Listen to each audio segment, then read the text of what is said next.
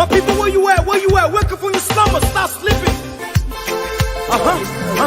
Wave your hands, wave your hands, wave your hands, wave your hands. Come on, come on, come on.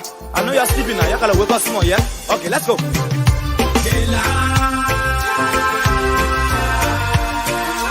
people fool us. The people lie to us. The government betray us. They betray us so much.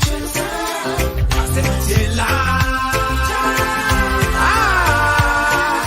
The people fool us, oh. The people lie to us. The government betray us. They can lie, they can steal, they will not go. I said we tired with their lies. We tired with their promises that led us to a lot of damages. We tired with their speech they preach indeed, and now unique they deceive us. The thing we saw, it frustrate us.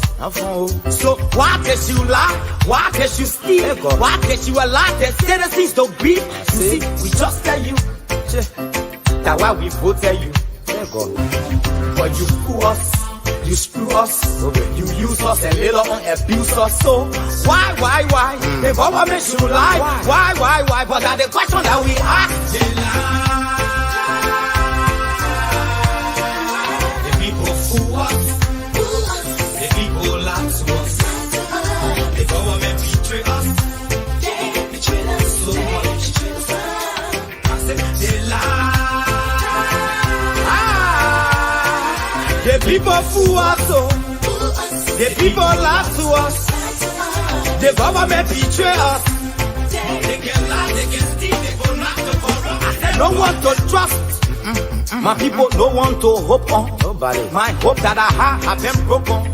Telling you, brother. So where are the schools? Where are the roads? Where are the jobs that they say they could afford? But they're too selfish. The people tired with their rhetoric. People tired, they tired. You see the reason why we ask why the government betray. They have enough of time, but yeah, then instead they delay. People suffer. No work for people crying for hunger. Look at. Your vision and your mission, your intention to the nation, they poor. You got nothing to show. Nothing. So why? The government should lie. Why? But that's the question that we ask. They lie. The people fool us. The people lie to us. The government betray us. They betray us so much. I said they lie. The people fool us, oh. The people lie to us. The government betray us. They can lie, they can steal, they will not go for us.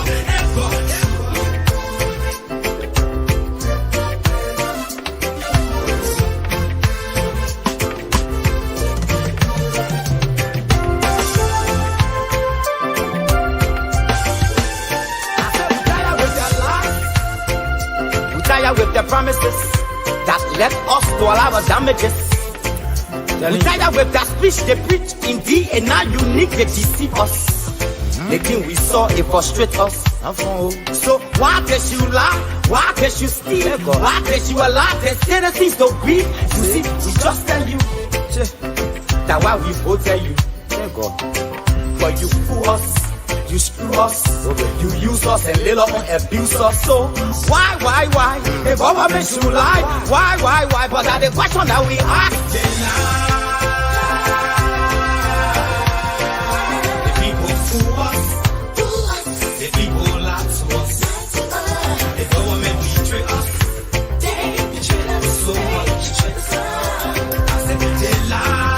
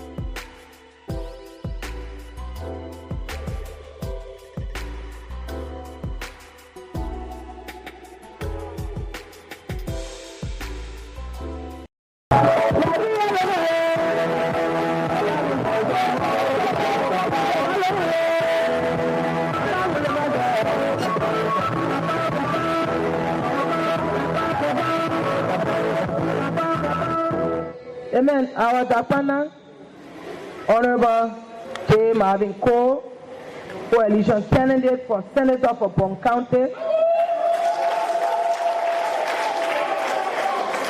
Our superintendent, our development superintendent, our president of Boca, other county officials on the dais, incoming leadership, our city mayor, our beautiful city mayor, people of Bon County, please have your seat.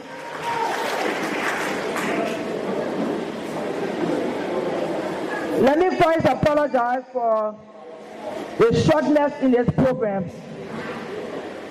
I had informed the superintendent when she arrived here on Monday afternoon that the only way her corps of officers could begin to do work is if they were inducted into office. Truthfully, all of the 13 commissioners might not be members of the coalition. We got one or two that might not be. You will join because other people join the United Party. So I'm waiting for you to call me to your district to tell me that you're joining the ruling coalition, those who are not members. The Bible says, how can two work together if they don't agree? For us to agree, we must all be on the same side. So if you think you can't make it, then you tell, we'll find somebody else. Yeah. Anybody want to feed it now? You're talking down before we go far. Yeah. I was right here. I called the meeting of the commissioners. And somebody now in the coalition, the thing I want to have talking there. So you're just coming board with your whole heart and your whole mind. To show you the fact that some people sitting here and they're not members of the coalition, but we got nothing against you. Because then I will accept everybody. What you have done to me? Nothing about time. Nothing you will do about time. With the known candidate from the CDC, our superintendent, and all of the other local government officials. Because like I said, our government, we're not coming to pay our best right to other people. Now what time to eat? We eat, but we eat in a way that everybody is here to eat food.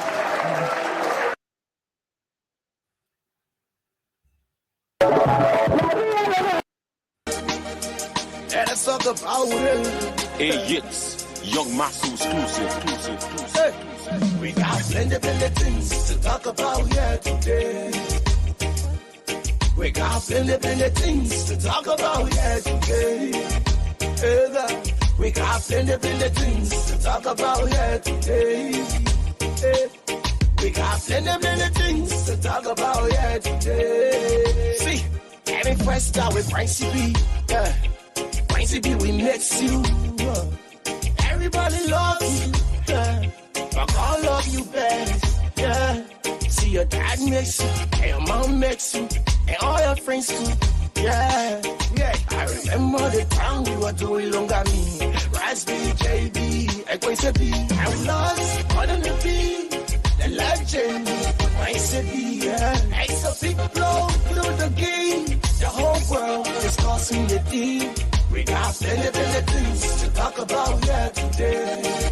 Oh Lord, we got plenty things to talk about here today. I wanna allow we got plenty things to talk about here today. You're too plenty. We got plenty things to talk about here today. We're talking. Yeah, talking now or forever hold your peace. It will hurt them some of them. We won't even can call us peace. But let them talk. Take a look at musicians there in this country. We should die first before you show us concern. I understand. Rest in peace, Quincy B and all the other soldiers. Letting too plenty. You see the chance for me to talk. Musician, union can't even talk. The politics, I should be the one that to polish it. The bigger mixtape, why we using 3 currencies? The people suffer from hunger, only thought you can offer. Represented they were in power, they do the best. They coming again and leading the people left the mess. I got problems with LIBTV station, promoting foreign things, forgetting their own production. JFK, the West case, that death case. I should stop it for now, but I still got more to say. Plenty things to talk about here today. Oh God, we got plenty things to talk about here today. We don't need a Southwest. Okay, ladies and gentlemen, our viewers all across the world, we'd like to say welcome yet again to another edition of the program, The Bottom Line, on this 16th day of August 2022. And with me, I have Chima Kamara, all the way there from the United Kingdom, and Paul Chirupe, also from the United Kingdom. And of course, I'm the only one from the Royal Kingdom of Norway. So you see, I'm being sandwiched. But let me say welcome, guys. And this is the bottom line. And of course, you great guys make up the show. And let me just find out how you guys doing on this. This is the middle of August. So we've gone halfway in August now. How you guys doing? Paul, I do not hear you. You are mute. You are muted. Oh, good evening and good afternoon and good morning to our viewers and good evening to you guys. Jamal and Linford, we are good and United Kingdom. The weather has been fantastic here. The heat we've been killing us, and we want to run away to go back to Liberia to get some of the rain, but we stuck here. So yes, we are good. How you in? Well, let me hear from Jamal first. Thank you very much, guy. Pretty good here. Just got a lot. Today is going to be an exciting day. That package anyway. You saw like this is very unusual. We normally don't start with music and video playing. You saw that happening. That says we got a lot of stuff coming up. And I think before I say something about where I was doing around here in my environment, guests will be coming on and other things will be coming on. So I think Leaf will be talking much about that. So don't go away. We got a lot to give you today. Plenty of things to say. But now we're leaving for generally, we're doing good. Weather is good.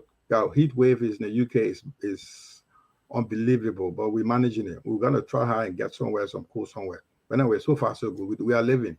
Okay. From my end, this will be very unusual to hear. From my end, 2 days ago, we had 34 degrees. And this is unusual in Norway. When we talk about 34 degrees, we talk about hot degree. Then because normally when we talk about 34 degrees here, is the opposite way. It should be 34 degrees colder. But this time it was warmer. And guess what? Today was a pool of rain. At certain time between 1:30 to 2 o'clock, it was a pool of rain. Then I remember Liberia because I could see the real rain, right? So yeah, things are okay. And after that, the rain stopped. And as usual, that in the night, we always get sun. Then the sun started shining around 6 o'clock in the evening. So the weather is good here. And like Jamal said, we got a package for you tonight. If you watch the start of the show, you saw all the videos that came and all the video clips that came. And we got things to say about those video clips. And some of which you already know. And we also have a guest coming up.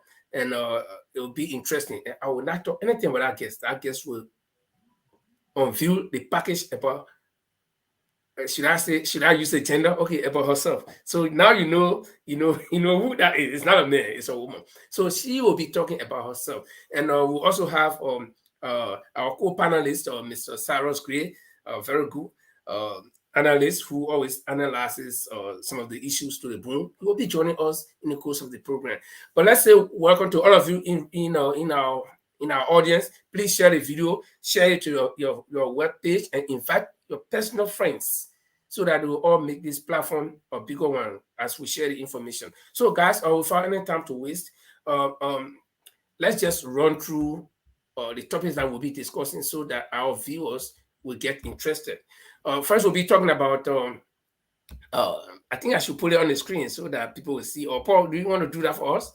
I don't want to monopolize it. You want to do it for us? I think, yeah, let me see. Is that okay? Yeah. Okay, the first topic right there is should Liberians arm themselves in the wake of the high level of insecurity in the country? Because the president already given us the go ahead that we should buy CCTV camera. If the CCTV cameras are not enough to protect us, should we arm ourselves? Then the next one. The next one will be for our guest one. Okay. So that would be the topic we're going to start with. The sanction of Weah 3 lieutenant. So that would be the starting point. And then the other topic I'll just briefly go through is when our guest come in, she'll be talking to us She'll be about talking this. about that. And then she will also talk about, because you're a more powerful woman in the ANC, she'll be talking to us on there. So what we're going to kickstart with, we'll start with the hottest topic in town, this topic. Okay, now on that topic, we have here, I have here the global Magnitsky sanctions and President Weah's subsequent suspension of those affected. What should Liberians expect? But before we talk about what Liberians should expect, let's look at what happened from our own perspectives. I mean, we are not experts on what happened though, but we can put in, because we all observed. Let me tell you, if you ask 10 people to describe this mobile phone, sorry, I don't know why it's not showing good, but they will describe it in many ways, even though you own this mobile phone, but everybody will describe it in a very peculiar way. So we will be giving our own perspectives about what happened. And this is a disclaimer. We are not experts on what happened, but what we as individuals have observed that led to what caused the sanctions by itself. Who wants to start? Let me put it. Let me throw the ball to Jemma. Get it kicking. So I think Jemma should start here, or we can to build all this, how it started from. And I think it was we had a video up. We started from Joel Howard Taylor. How this started. So Jemma, do you want me put that? You want to put that up, or go straight into the three pricing? You want me to start with the vice president first? Yeah, start with the vice president because of prominence. We play it today, but we will. Yeah, okay. And we'll play what she said, and it'll give you an idea what's going on around in our country.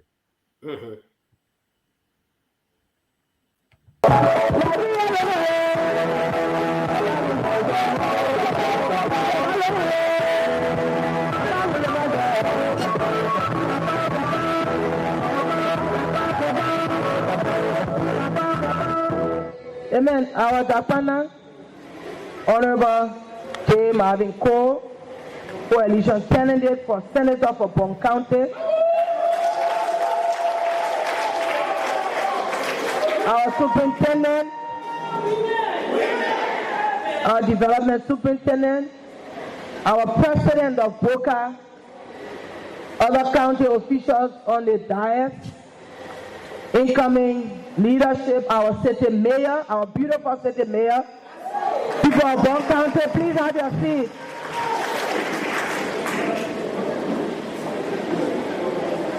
Let me first apologize for the shortness in this program. I had informed the superintendent when she arrived here on Monday afternoon that the only way her corps of officers could begin to do work is if they were inducted into office.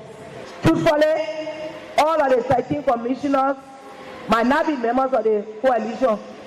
We got one or two that might not be. You will join because other people join the United Party. So I'm waiting for you to call me to your district to tell me that you're joining the ruling coalition, those who are not members. The Bible says, how can two work together if they don't agree? For us to agree, we must all be on the same side. So if you think you can't make it, then you tell, we'll find somebody else. Yeah. Anybody want to feed it now? You're talking now before we go far. Yeah. I was right here. I called the meeting of the commissioners. And somebody now in the coalition, the thing I want to have talking there. So you're just coming board with your whole heart and your whole mind. So show you the fact that some people sitting here and they're not member of the coalition. But we got nothing against you. Because then I will accept everybody. What you have done to me? Nothing about time. Nothing you will do about time. With the known candidate from the CDC, our superintendent, and all of the other local government officials. Because like I said, our government, we're not coming to our best right to other people. Now what time to eat? We eat, but we eat in a way that everybody is here to eat food.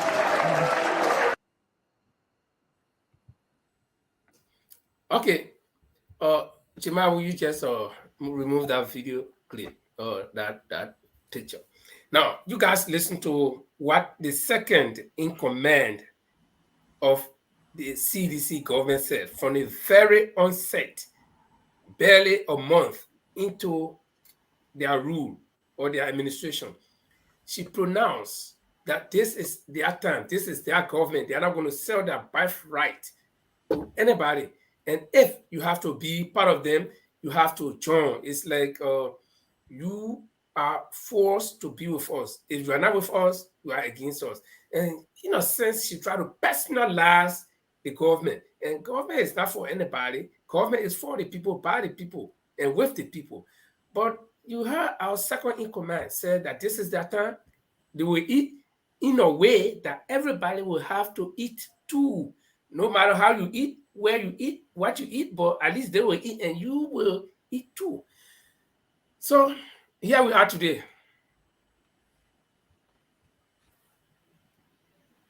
Hello? Mm-hmm. You know, the good thing these things are coming up close to the elections. It gives a lot of sense to our people to stop making the reckless statement we're in power.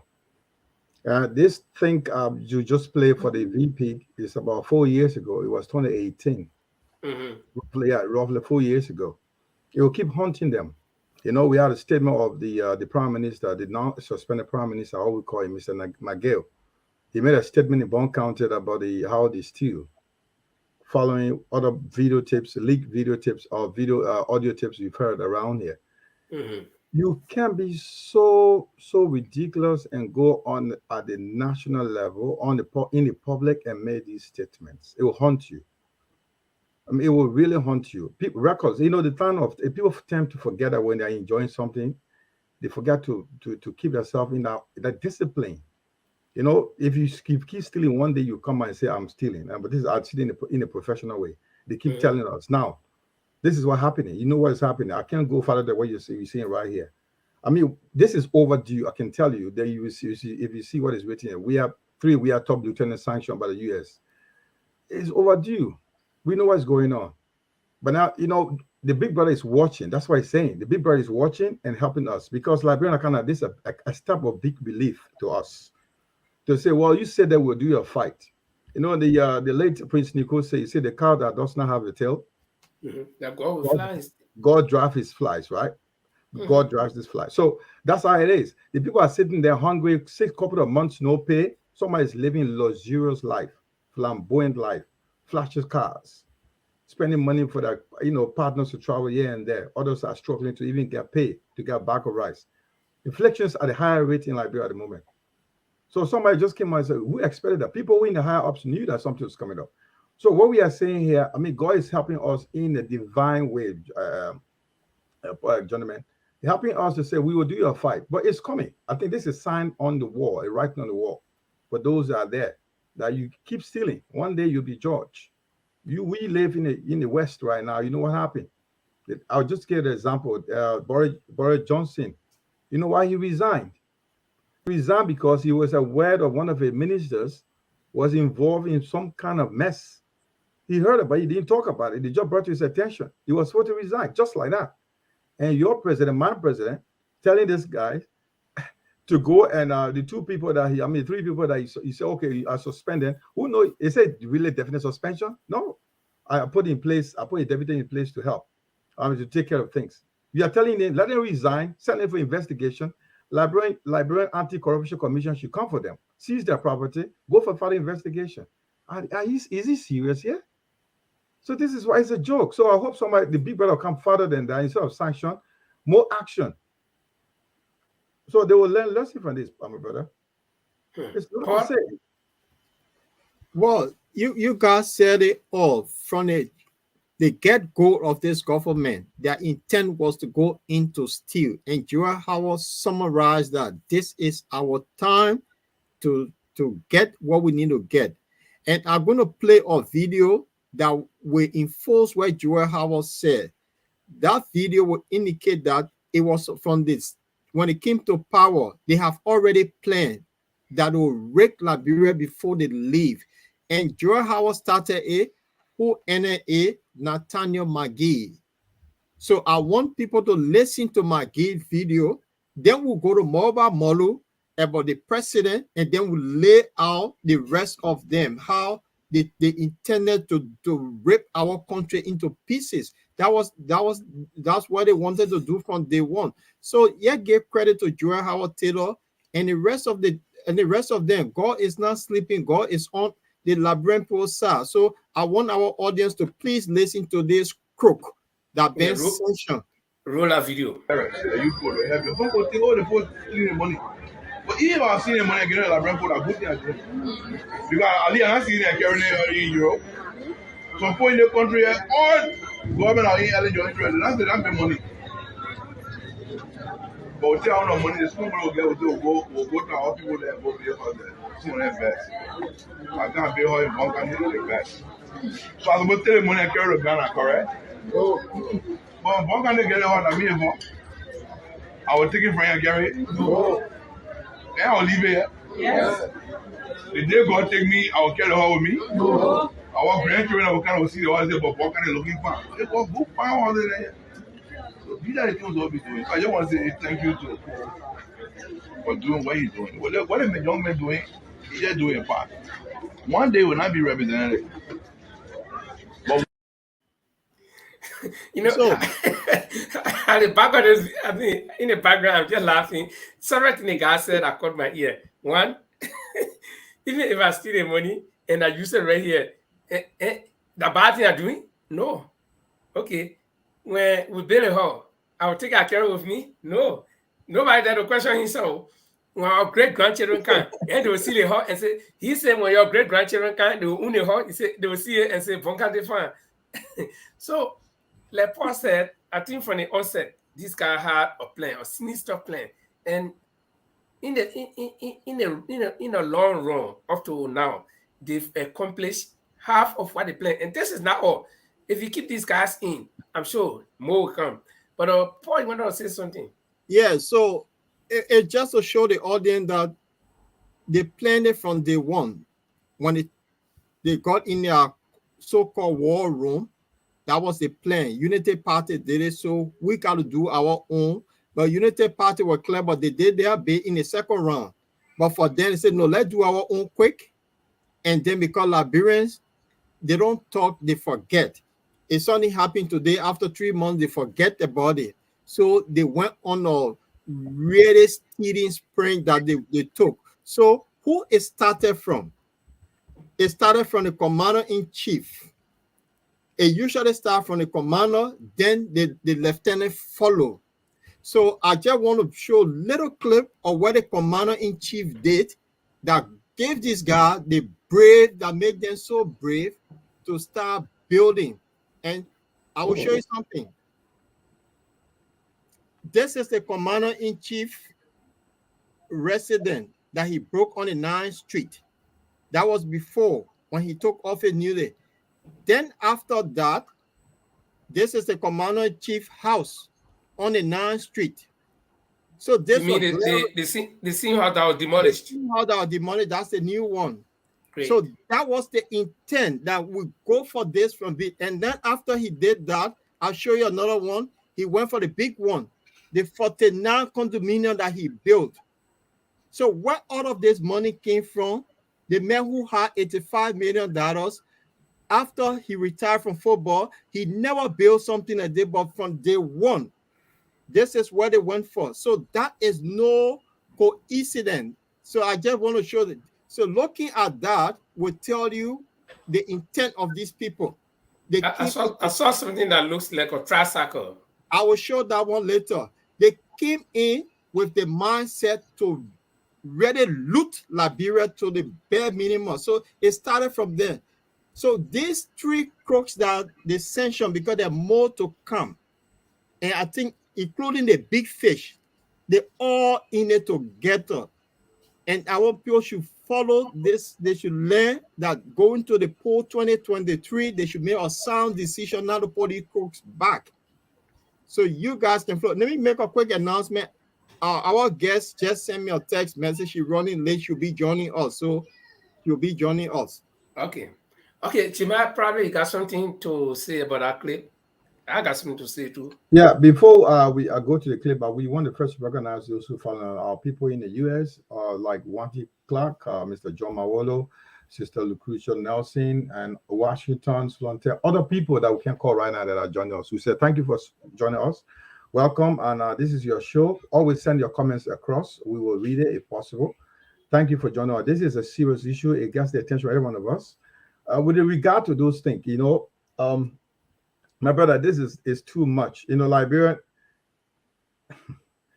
man, look, it's a big thing in Liberia right now. It's big and it's a big news.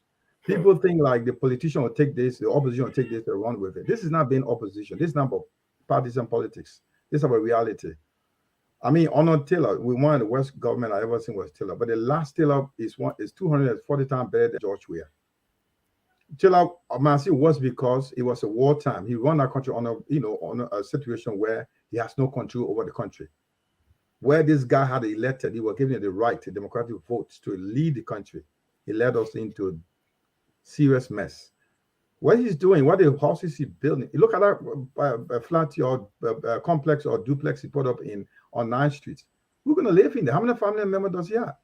Is that a royal family building up or what? You see, those are things you see. Then, and our people, I don't know, our people still go there supporting. He's the best person. Is this going on? Where our values stand as a religious people? What do we believe in? Others to suffer where actually enjoy because Linford is getting some support. His uncle is this person in power. Then, as you say, or the rest of our people should suffer. Yeah, it question our values as a religious people, as a country. So it's really worrying me. It puzzles me that we don't have our minds to think for ourselves. We just think that when I'm okay, the rest should suffer. That's what is happening right now. The riches these guys have over his 5 years. Look at what you have done. And he spent 11 years as a professional football player. You have not seen any of such in his life. None, nowhere. Just 5 years as a president. Look at the properties you've had. So, my brother, this is an open secret. We all know about it. There's nothing about partisan politics here. It's about reality. But Liberians need to open their eyes and see what is happening. But some of our people when they're fighting and supporting him, saying he's the best person in the country, they're doing well. Where do we go from here? And I will tell you one thing. I've always said this thing. When people do not know who they are, they will never value themselves.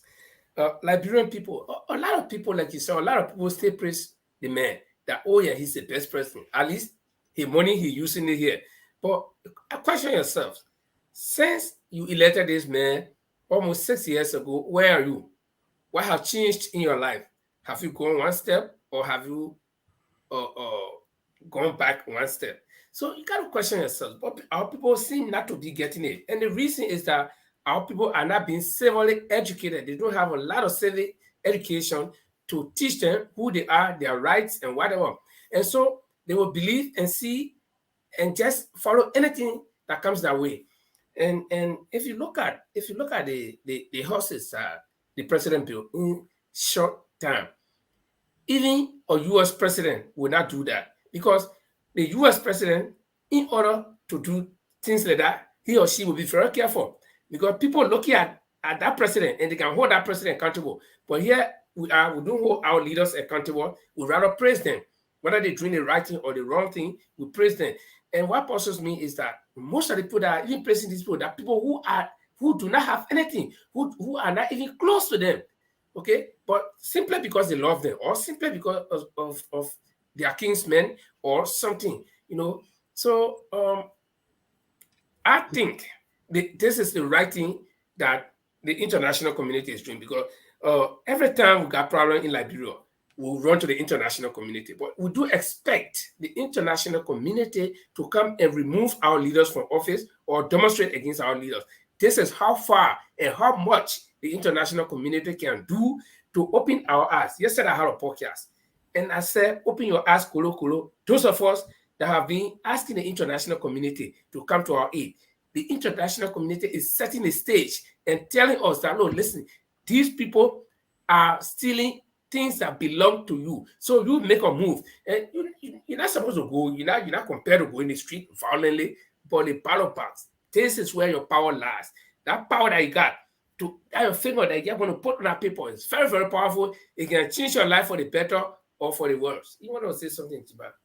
Yeah, I just want you to for the benefit of our followers to just let some comments go through the screen. Okay, let me Let them know that see. too, we it's interactive. We follow them. We share their concerns and. Okay, let's just run through a couple of them. J. Washington Sloan says the guys are senseless and insensitive. You want to put a comment across the screen? Yeah. I think it should be that way. Okay, this one comes from. Let's start from here. From 1T Clark says they took Liberians for granted. Why? Because people have demonstrated. People have done everything. I mean, this is how much the citizens can do without taking guns to run in the street or in the bushes. They have demonstrated. They have exercised that right. They have registered their dissatisfaction, but you do not seem to get it. So let's go to the next one. And this Washington Slaughter says the guys are senseless and insensitive. Yes, because they see people suffering, people dying, children are not going to school, parents are not supporting their children. Yet they live that lifestyle and disregard the masses, the people that voted them. And let's go down. Madam Chadelia Brown says Liberians should learn to stand together and stand up for ourselves. There is power in numbers. Maybe somebody can comment on this one, Paul or. Yeah, I will speak on this. She made a point, but when the situation, my brother, when you found out wealth is not equally distributed, then what can you say? That's what the situation is. Wealth is not equally distributed, so we all hang to the pockets of those who have. You cannot say anything because how many of us here in Europe or in the West fighting for government jobs? We are not. We are okay because we work for it. We got 9 to 5. We survive, and things are properly done. And those who in powers, when they steal, they are accountable. They are being held accountable. But in Liberia, those in power, we all run for government jobs to steal. And we want people to survive on. So it's good that we can stay for ourselves, but most of our people can't afford. If you keep saying something radical against the person in power, you're going to cut your daily bread. You will literally strangulate you. You're going to cut your line of supply. That is, stop the money that you're getting. So it's just difficult to get on the street or to protest against those who are stealing in Africa setting. Because the system is not equal, level playing field. No, it's not. So we can always say these things and we have safe education, right? It makes sense. We wouldn't say that in a situation where we got equal distribution of wealth, where people come out. There was something that happened. I'll just kind of example.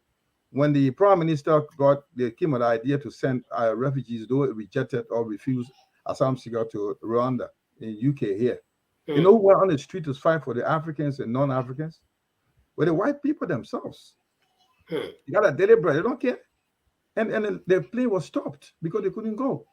If it happened to Liberia, people would say, man, you got a problem. You call your children, get out of the street. Man, that's not happy. Don't get your phone on that street, though. Yeah, it's anything happened to you, that's your problem, not my problem. If that made you fighting again for, that your uncle, their auntie, brother's son, all the nonsense. That's what happened. Then the rest of the people suffer, a few just enjoy. So we always say that safe education, we should start for right. Yeah, it's right. But we don't have that system. The structure is not there. I don't have the money. Tomorrow, before I go down the street to fight, to demonstrate as you have daily bread and butter at home. I don't have the first place. So I'll wait for Linford that he's giving me bread and butter at the Ministry of Finance. I got to join. My man, I see you now, street, you didn't get any money from me. I'm crazy to go. None of my family will go because I live on your pocket. So that's the situation where it's very unfortunate. That's what we're going through right now, my brother. Okay, quickly before we continue with the comments, let's welcome our guest host. Sarah's going to be with us here to analyze some of the things. So let's say, welcome, Sarah. Do you hear us? I can hear you guys loud and clear. How you guys doing? I've been promoted. Yeah, you have been promoted. You see, well, I've brought people. Gradually, you got there. We can't keep you at one stage for long, so we got to promote you to a guest host.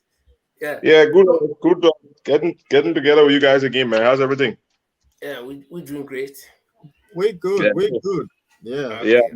I'm a little late. I've been giving some kind of interview to the Houston Chronicles on some kind of business here.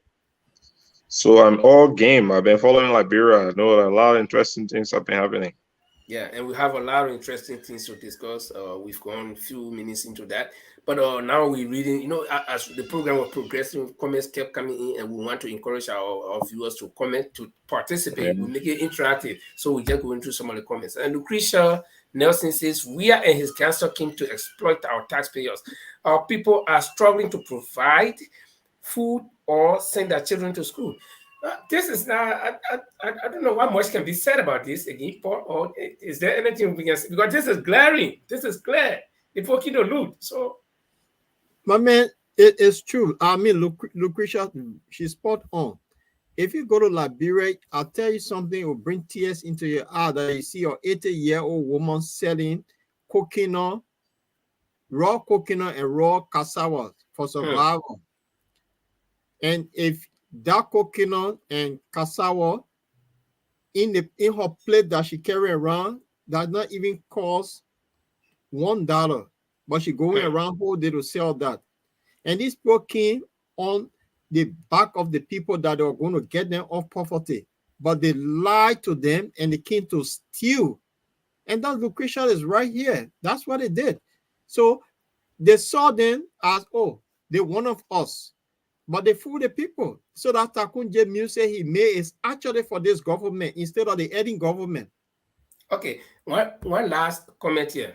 Then we'll go into our discussion. This was how long will the U.S. fight for or fight our battle? You know, the reason I consider this comment this question very important is that every time something happens, we Liberians will say, hey, the international community, Except to say the international community is God, or the international community owns us, or the international community owes us anything at all. No.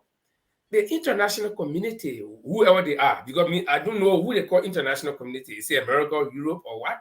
But we always look up to them. Even when we're fighting and killing ourselves, we say the international community can.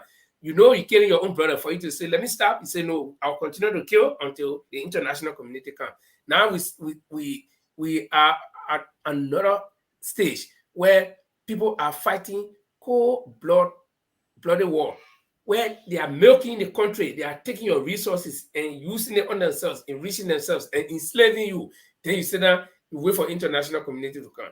And like I said yesterday in my podcast, this is how much the international community, as powerful as America is, America will not come in certain situations and just grab your leader from the chair and carry them and throw them away. No.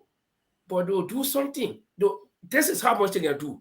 Put sanction on the people. And by putting sanction on certain people in government, that tells you that these people are doing something wrong. Sarah just came in. Probably Sarah will let to answer, because Sarah, you live in the US now. How long you think we should look up to America or our so-called international community to come and fight our battle? Instead of us doing anything? Everybody looks up to America. I mean, hey, as the biggest player in town, as the biggest pocket. So America is important for Liberia, especially now, and probably I wouldn't say even now alone. I was saying now because I wanted to reflect a little bit, right? So, for example, USAID. I worked down there for a couple of years until just a few months ago. USAID, 4 key programs, other than the other bilateral programs, bring more than $200 million to Liberia every year. So if you go to healthcare, for example, all the medicines that the public health institutions, about 700 of them get for HIV, for tuberculosis, for malaria, for family planning and reproductive health, and in some cases for maternal and child health care called essential medicines are provided for by the United States government, either through USAID or the Global Fund or the UN agencies who are also heavily funded by the United States government, or all the other NGOs who get their money from the United States government mostly. So it really matters that the US should have a say over there. For example, somebody may be saying, say, look, if corruption in Liberia, how does that affect the United States? So if I rephrase it, if Liberia was efficiently functioning, for example, USAID, the question they will always ask, when is a USAID project in the country considered successful? And the answer to say the country is successful when that country does not need USAID anymore.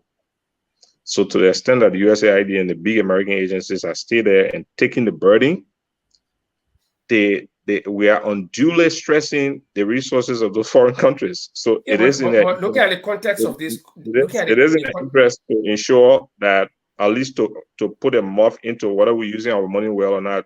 The alternative would be look at it. money. Placing this question into context of Jeff, what you said. So they say our own people get a parable. If they washing the only back, they always should be able to wash our own stomach. So if we always look up to this, I'm coming to that. So much of the blame is being pointed at the Weah administration right now. Right now, we got 3 big players that are on the chopping board: Serena Seaforth, McGill, and Bill Troy. And we all agree that they are not the best that our country can offer in public service. So why are they there?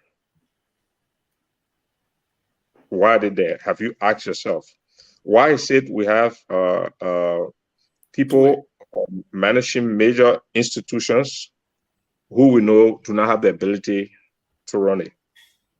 Why do we have President Weah?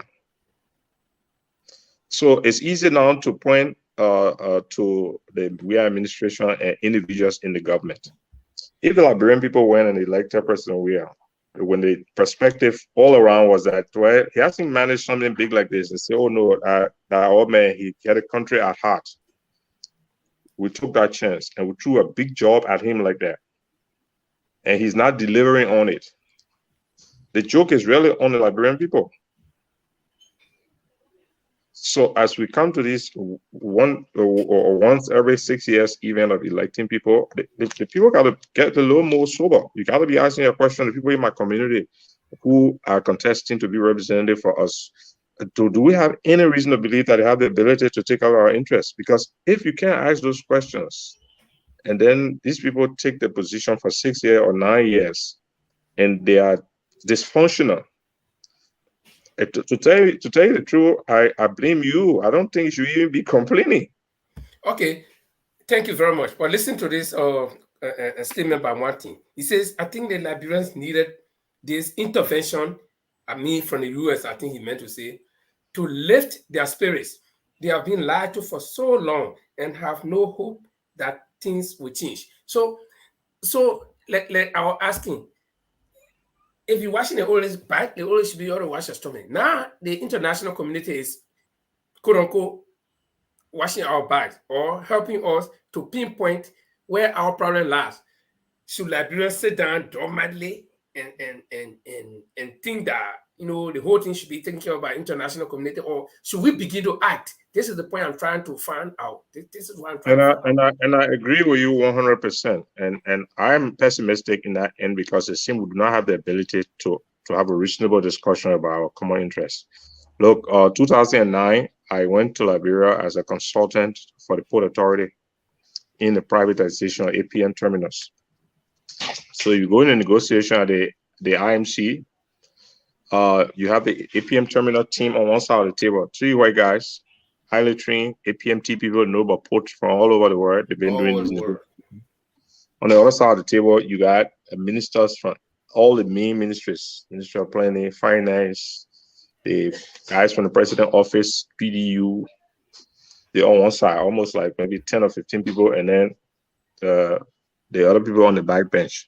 But what I noticed, among the 3 guys sitting on the APMT side, you had the Vani Sherman as their lawyer, who was also the chairman of the party, the ruling party.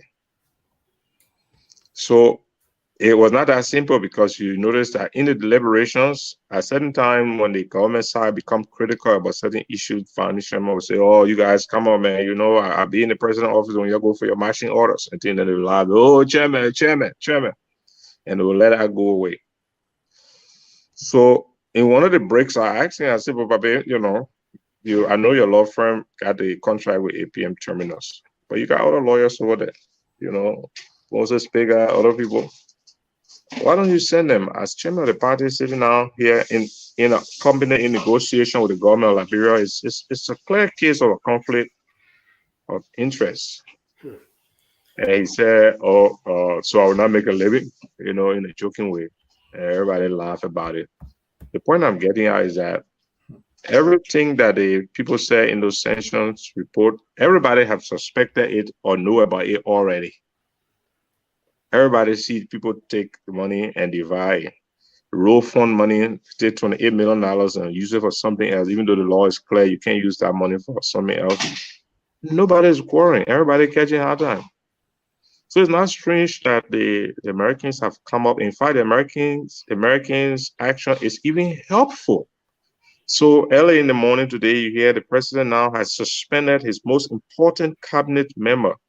Are you suggesting to me the president didn't know that Maggie collecting the money? No, he knows that. He knows that. But it's because now he has to go to Washington, D.C. in December. The Americans are flagging these things. Then our folks also act. But almost every Liberian, there will be Liberians who have been even justifying the impropriety in government. And those who are not justifying, most people are just silent and complicit. And they are saying, okay, when next election time, we'll get rid of them. As though let me throw the just question getting rid of them is it. Yeah, let me throw this question at every one of us here. Nobody has correct answer for it because it's not our duty to answer it, but let's just be hypothetical.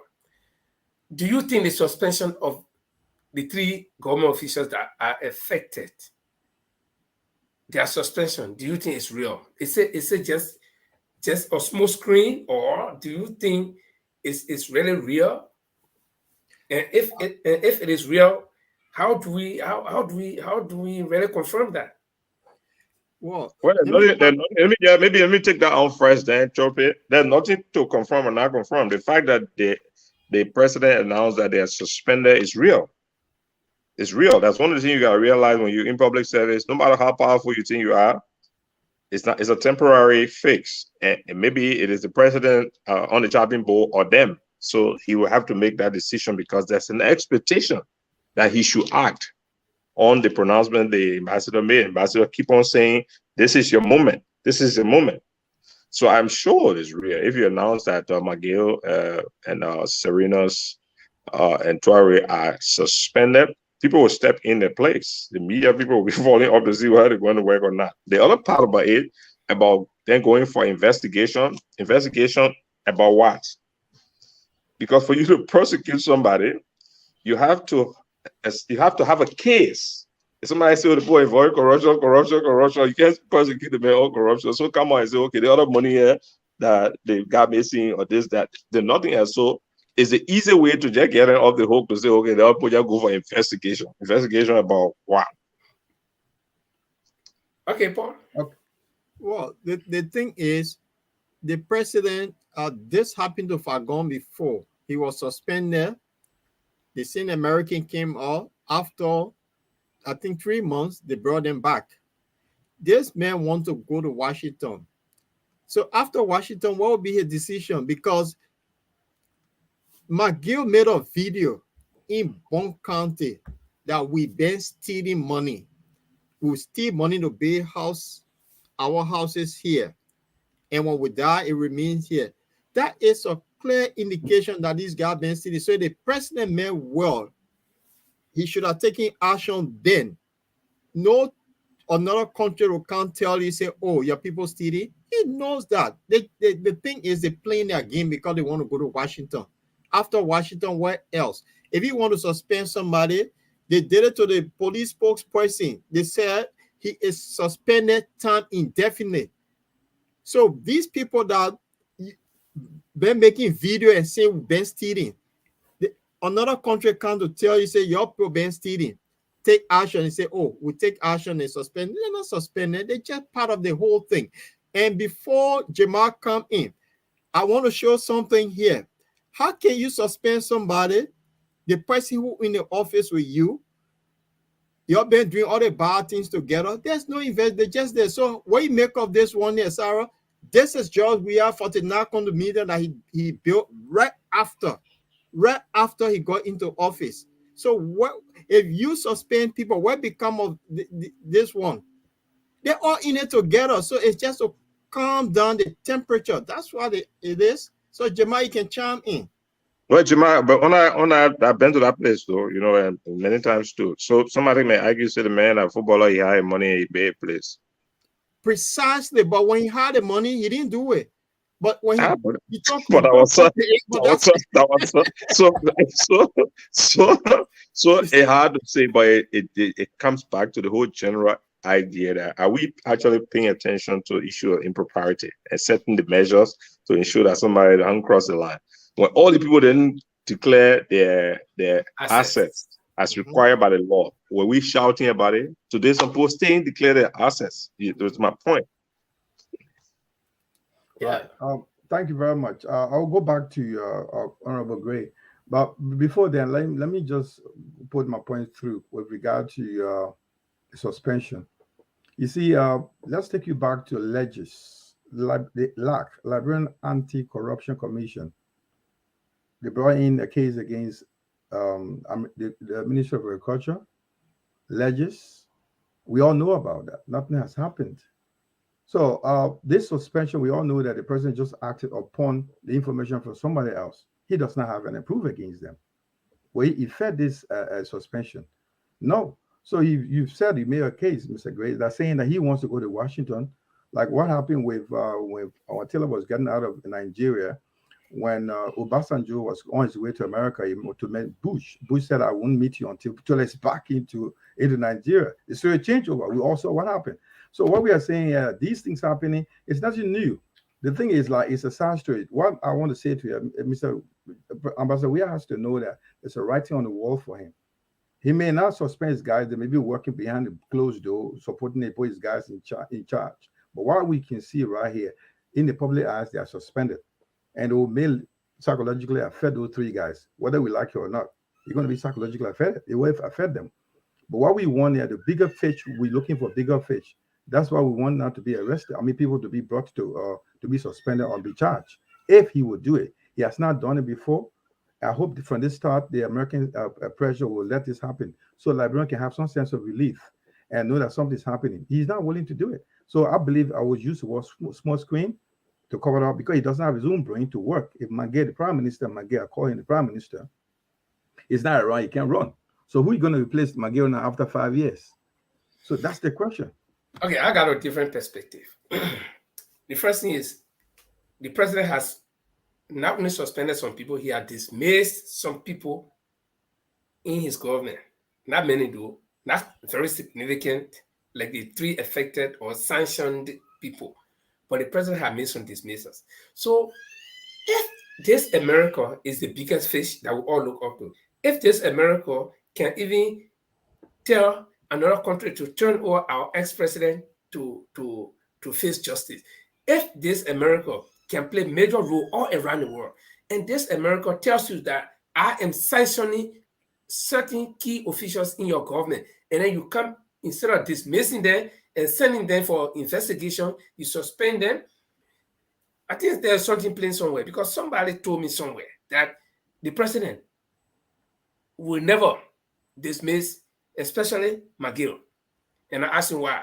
He said, look, even if McGill was stealing, McGill would not be that brave to steal single-handedly without the president knowing. Because why? McGill and the president, when the president wakes up every morning, the first person he talks to or meets on public policy, if nobody else, it should be McGill.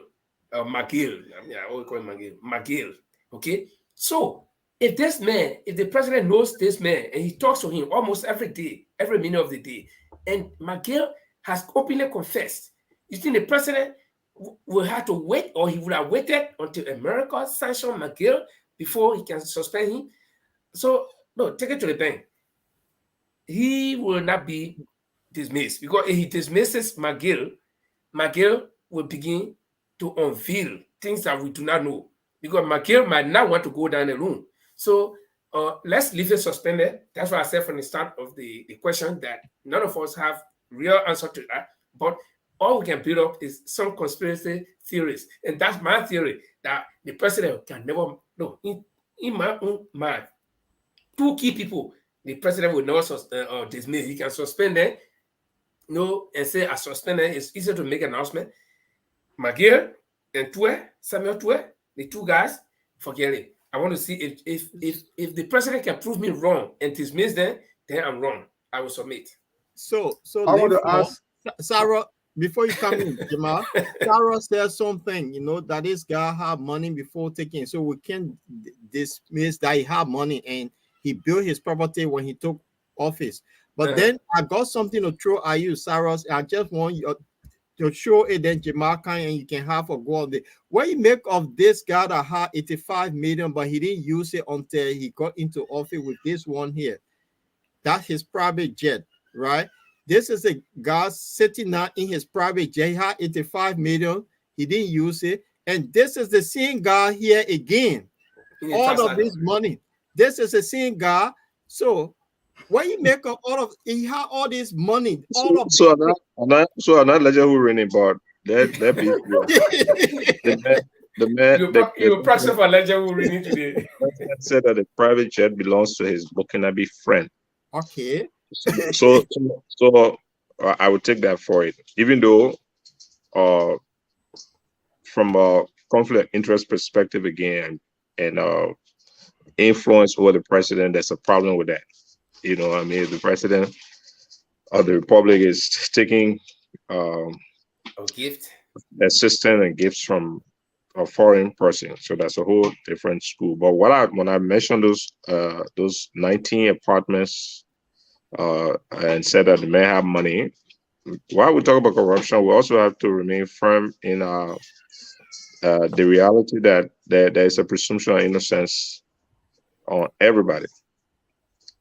For example, we're talking about prosecuting Magia, other people who are prosecuting the Serena who should prosecute he is an organization. He is on the hook. What about the Edwin Martin from the LACC, where he already completely bosses and they both create a new law and they're trying to get rid of him. This is just the tip of the iceberg. The reality is that we have an institutional issue. We have an institutional issue. Now you can get the issue of whether Miguel Serenas and Bill Tuare are suspended. I take it for granted because once there is a public pronouncement by the president that these people who are public servants have been suspended, then nobody's going to do business with them. I mean, they're going to be, if they stay doing business, they will be acting in the shadow. Nobody's going to do business with them. But to say you're going to prosecute them, they're just three persons. Or prosecute them for what? Yeah, but so it's possible. Has the Ministry of Justice developed an indictment in keeping with our penal code that show that these guys are going to be charged for the other money they stole from this place? I'm saying that they haven't done. I'll differ with you a little bit. The guys have been sanctioned. The institutional framework that we have to be able to pursue this. Therefore, you've been out of Liberia for a while. I bet when I go to the courthouse, you go to the courthouse and put it down there, they just hold their hand in their cheek and they just crying. At the end of the day, they walk out. Because there's no way to even figure out their case. Cummings, for example, one of the things that the U.S. government statement on Serena said was that he withheld evidence that could have vindicated an opposition leader during the trial. This is the Cummings issue. You remember? So, what was the outcome of that case? Since Serena King also dismissed the case, right? Whether there was substance in that case or no substance, the system itself is so faulty that people aren't even clear that they can get their case done. There's a case where a judge, the deputy judge, Mape, who was accused, two people make flour, one company and one of their employee. They froze the company account. Nobody should touch that account until we decide what's going on. Why this freezes on the account? It is alleged that the judge worked with one party and they took all the money from the account. This has been happening for more than 5 years. What is the recourse? I could name 1,000 different things that are happening, and they are happening because the institutional framework is crippled. It's crippled. So we got to build from below. And first start with electing the right people and getting them to hire the right people who can be held accountable. Yeah, Our but country Sarah, is you know, our country one that Flo, Sarah, sustains but let me impunity. wait. Let me come in with this point here.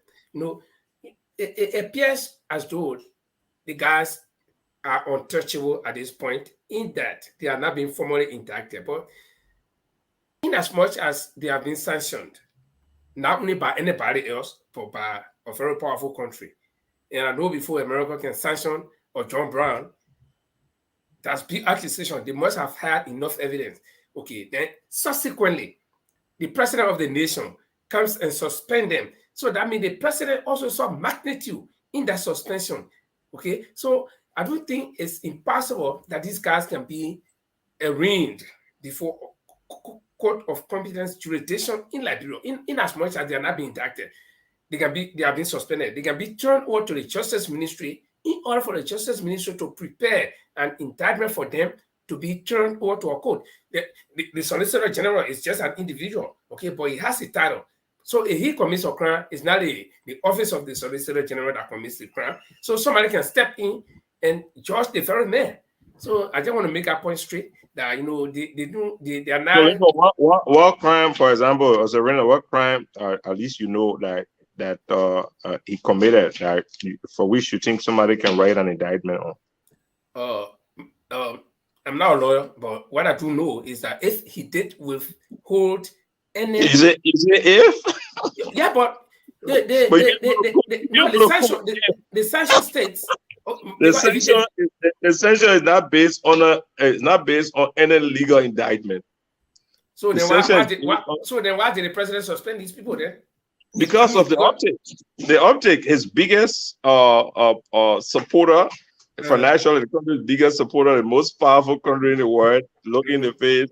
Let me tell you, your boss man, Gange, people who were in the room with Gange, when the news came to him that George Bush said he should leave the country, you know what Gange did? He knocked his head on the wall. You know what you were knocking his head on the wall for? That's the end. He just that court house matter or that counting business, nothing. He said, "I want to play rich now."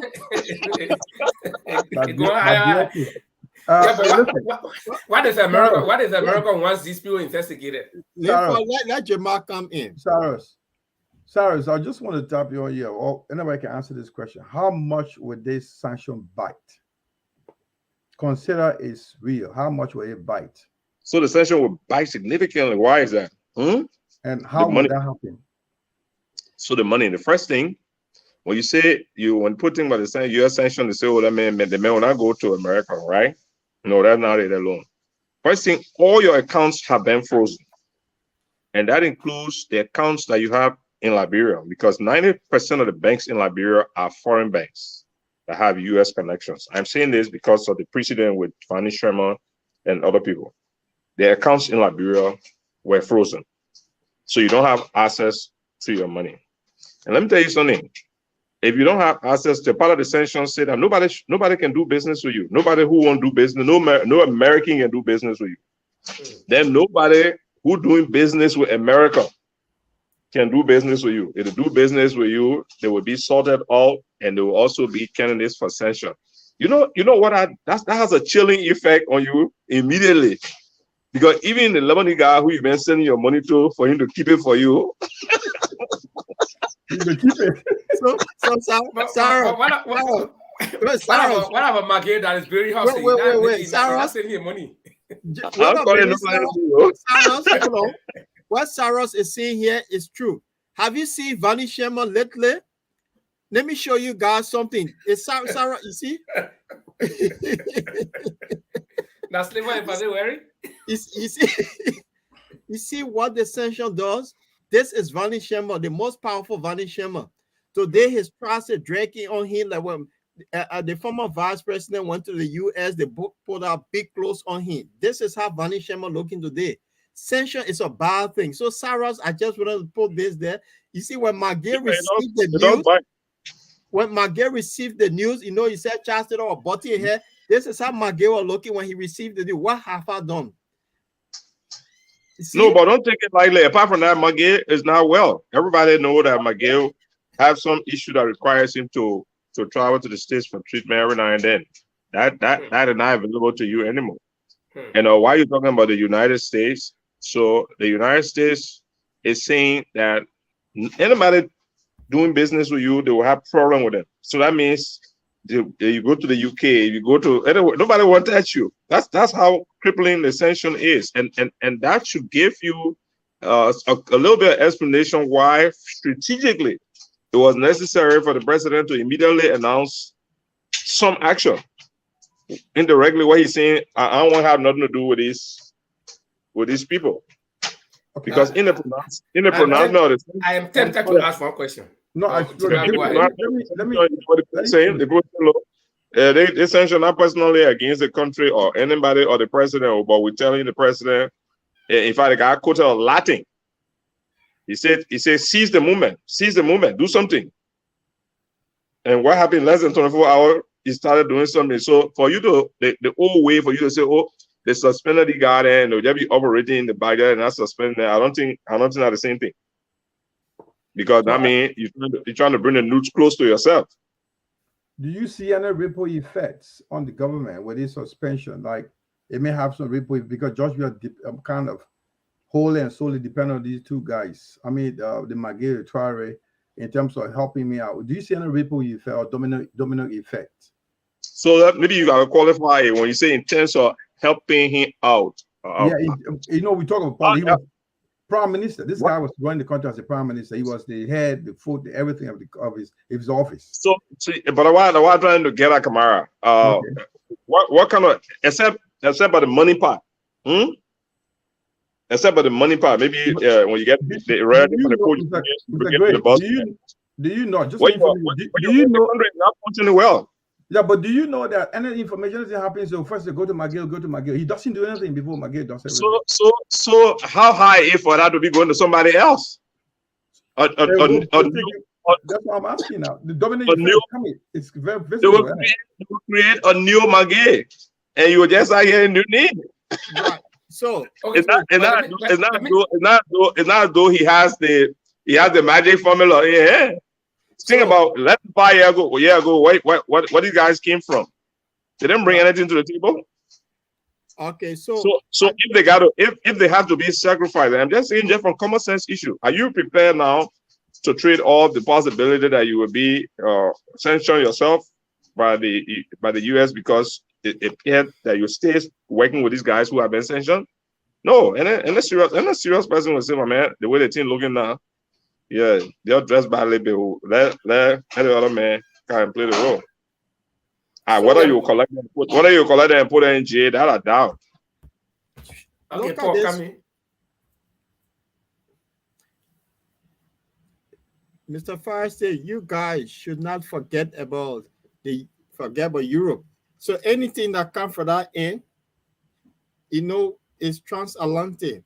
And I think Great talk about it, that when America says something, it's like a wave. It linked with everybody that connected to them.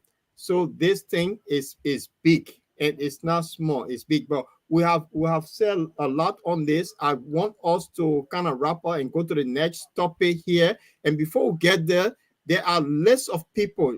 They said there are more names to come.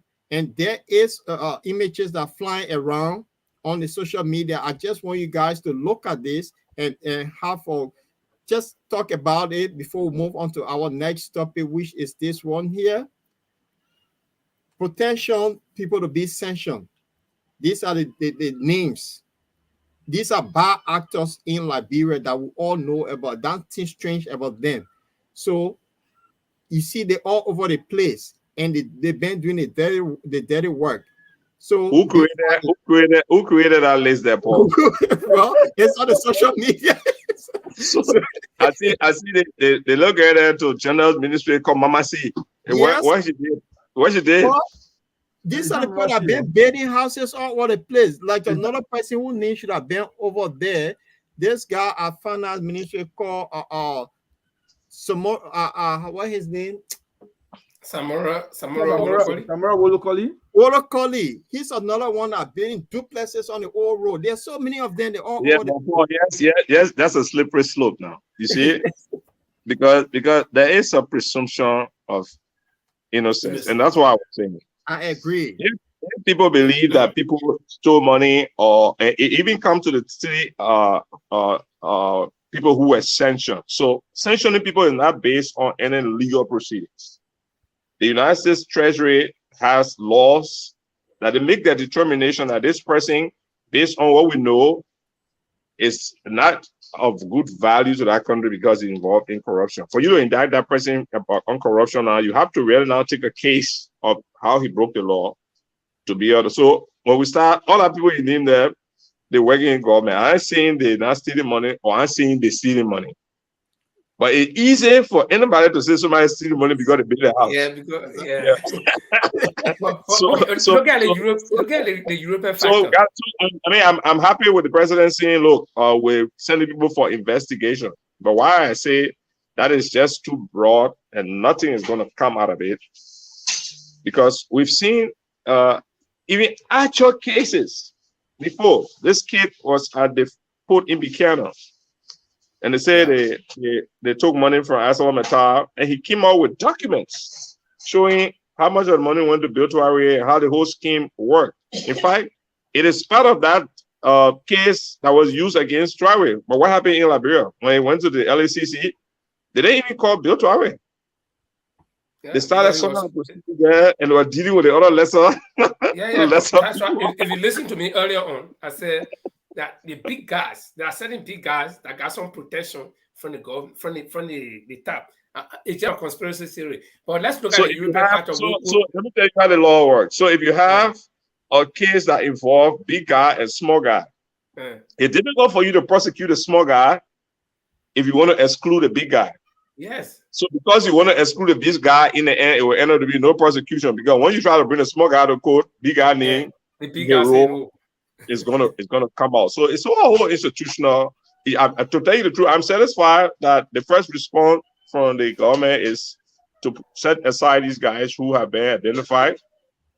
But I think what coming out of the sanction is not so much as to prosecute people, but more to send a message to quell the attitude, because to a large extent, the wanton use of public resources was becoming broad daylight and acceptable. So right now, people are scared now. Even people in the private sector will think twice to go and cut deal for contracts, because they're saying to you that if you tie into this thing, you yourself too could be affected by sanctions.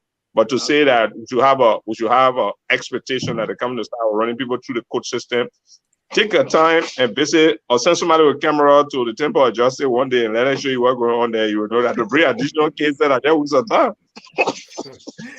That's Liberia. That's okay. Liberia. Let's make progress here. Our guest has not yet come. Surely maybe she's going to join us, but let's go to the next topic here. Antrik, welcome. Hi everyone. Welcome, Antrik. I'm so happy today. I think you guys need to play buka so I can dance for your preso. Okay, and this other one is a bit catchy. Should Liberian Paul,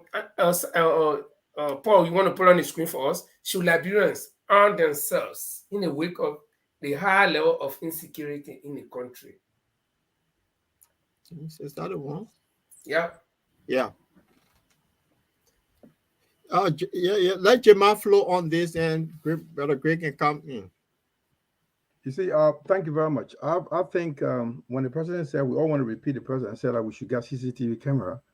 I think that qualifies that we should be able to help ourselves, self-defense. In the sense, like, I'm not talking about get arms. If I can get a registered gun, I can get it to if I'm in the country, I'll get it to help myself, because he's already commissioned it, so I will do it. But in any case, other people are taking advantage of the situation. Let's take the situation of the Reverend Luther Tappet house being burnt. Yeah. Who knows? We're pointing finger at the government being, I don't know what is government or is inside internal issues with, because they just came from a convention. I don't want to play partisan politics here, guys. I just want to be, that's my own opinion. Where somebody, like, we had issues within the split with the Unity Party. It could be an internal issue, but now we're all focusing at the government because the government is not doing their job very well. So it could be somewhere within the party that don't like people that don't like the other side who have had some issues to do. So because the government failure, that's what happened to point the finger at the government. But to answer your question, I would appreciate that I have my gun to protect myself. The government, the president has asked us to protect ourselves. So I will be able to be one of the best person to arm myself to defend myself against any criminal act or in case of any insecurity, level of insecurity in the country. Anyone else? Gray, you want to chime in? I think Well, I mean, this is a difficult one, though, you know. And then again, I'll come back to the whole concept of institution. First thing is against the law for you to carry a private person to carry arm. The law is still on the books. You can't. I know people carry guns here and there, but technically it's illegal. But what that also brings in is that if we do not allow the institutions to be supported and work, and I'll put that blame again back on the government, just like how every other thing, that kind of way. We should strengthen the capacity of the police force, put at the head of the leadership of the police force, career police people. What you have in the country right now is a breakdown of law and order because the institution itself is not led properly and not fully equipped. So everybody carrying gun is not much different from what happened if somebody go and steal in real life market. Right now, no. If somebody yell behind you, roll, you in serious trouble. Because if governor on your side or the police station are near for you to run there, people will grab you and they will beat you to death. So if we take the notion that, okay, there is an insecurity situation and because of that, everybody needs to protect themselves outside of the fact that we have an inherent right within our domain, in our own homes, to protect ourselves or to protect ourselves from a self-defense perspective, even outside our home if somebody try to do you or somebody in your charge bodily harm, which is an established principle. But if everybody start carrying gun around, the stealing are going on in the place, plenty. People jacking phones, people knocking, opening the back of the car when they're driving. I mean, would that be getting pulled there? So we need to advocate. We need to advocate for which is the easy part because their laws have created these institutions. Our problem is these institutions in some cases have become partisan. They are just serving the interests of people. There are some cases where you got an official of government, got almost a whole police station size of men in here. Yet, if somebody said is stealing the neighborhood there's no police person to go there. So I think we need to address these fundamental issues and call it out. Instead of just sometimes just talking about the insecurity in the country. Why is the country insecure? Is the police well led? Can we make noise and say, look, this guy, Sidhu guy who are the head of the police, is he the best person to be the police director? And no personal summit to him, but let's look at the record, the work of the police. Maybe he will come out and say the reason why we can't do this because we got only one pickup in the home area, or we get pickup or no view, or one thing you can see, all the police guys carrying gun. And rather than solving crime, the big thing we hear every now and then, one policeman went and shot somebody in confusion. Policeman went and shot a girlfriend, a girlfriend, boyfriend, and that kind of stuff. So it's still leadership of the police. And I would be glad if they thought that the country was safe enough for everybody to carry a gun. Maybe that would be a form of deterrent. But right now, that is still against the law. Before you come in, a call coming through with this question. Will you want to take this call? I want to introduce the caller. Hello? Yeah. Hello, caller. Are you there? Yeah, Brother Jamal. Yeah, go on. You are live. You are live from Borderland, Liberia. Could you make your comment on the security? We are listening. The panelists are listening to you right now, and the audience. Yeah. Greetings. Are you guys here over here? Yeah. Yeah, trying to introduce yourself, please. This is Judah from Sweden. And greetings to the panelists and to the guests. Good evening. Patrick, please remove that stuff. Go on, we are hearing you. Go on, make your comment. Give your question. Make your comment, please. My comment here is, got a great touch on something that I want to extend. that I want to extend on. And the thing here is that when it comes to what happened to the chairman of the Unity Party, right? The Pape, if the name is right. You see what is happening in the country, we point finger to the government for few reasons. And for example, the fire service, maybe their lack of equipment, okay, or the duty for which they couldn't come to put out the fire.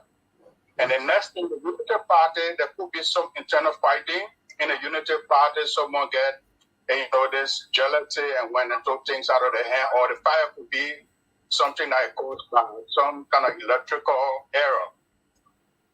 Like we want to come in a country, like what Brother Gray was talking about when it comes to people providing security in the country, the formal system is not working. So people at the end of the day, they will turn to informal system to provide for security for themselves.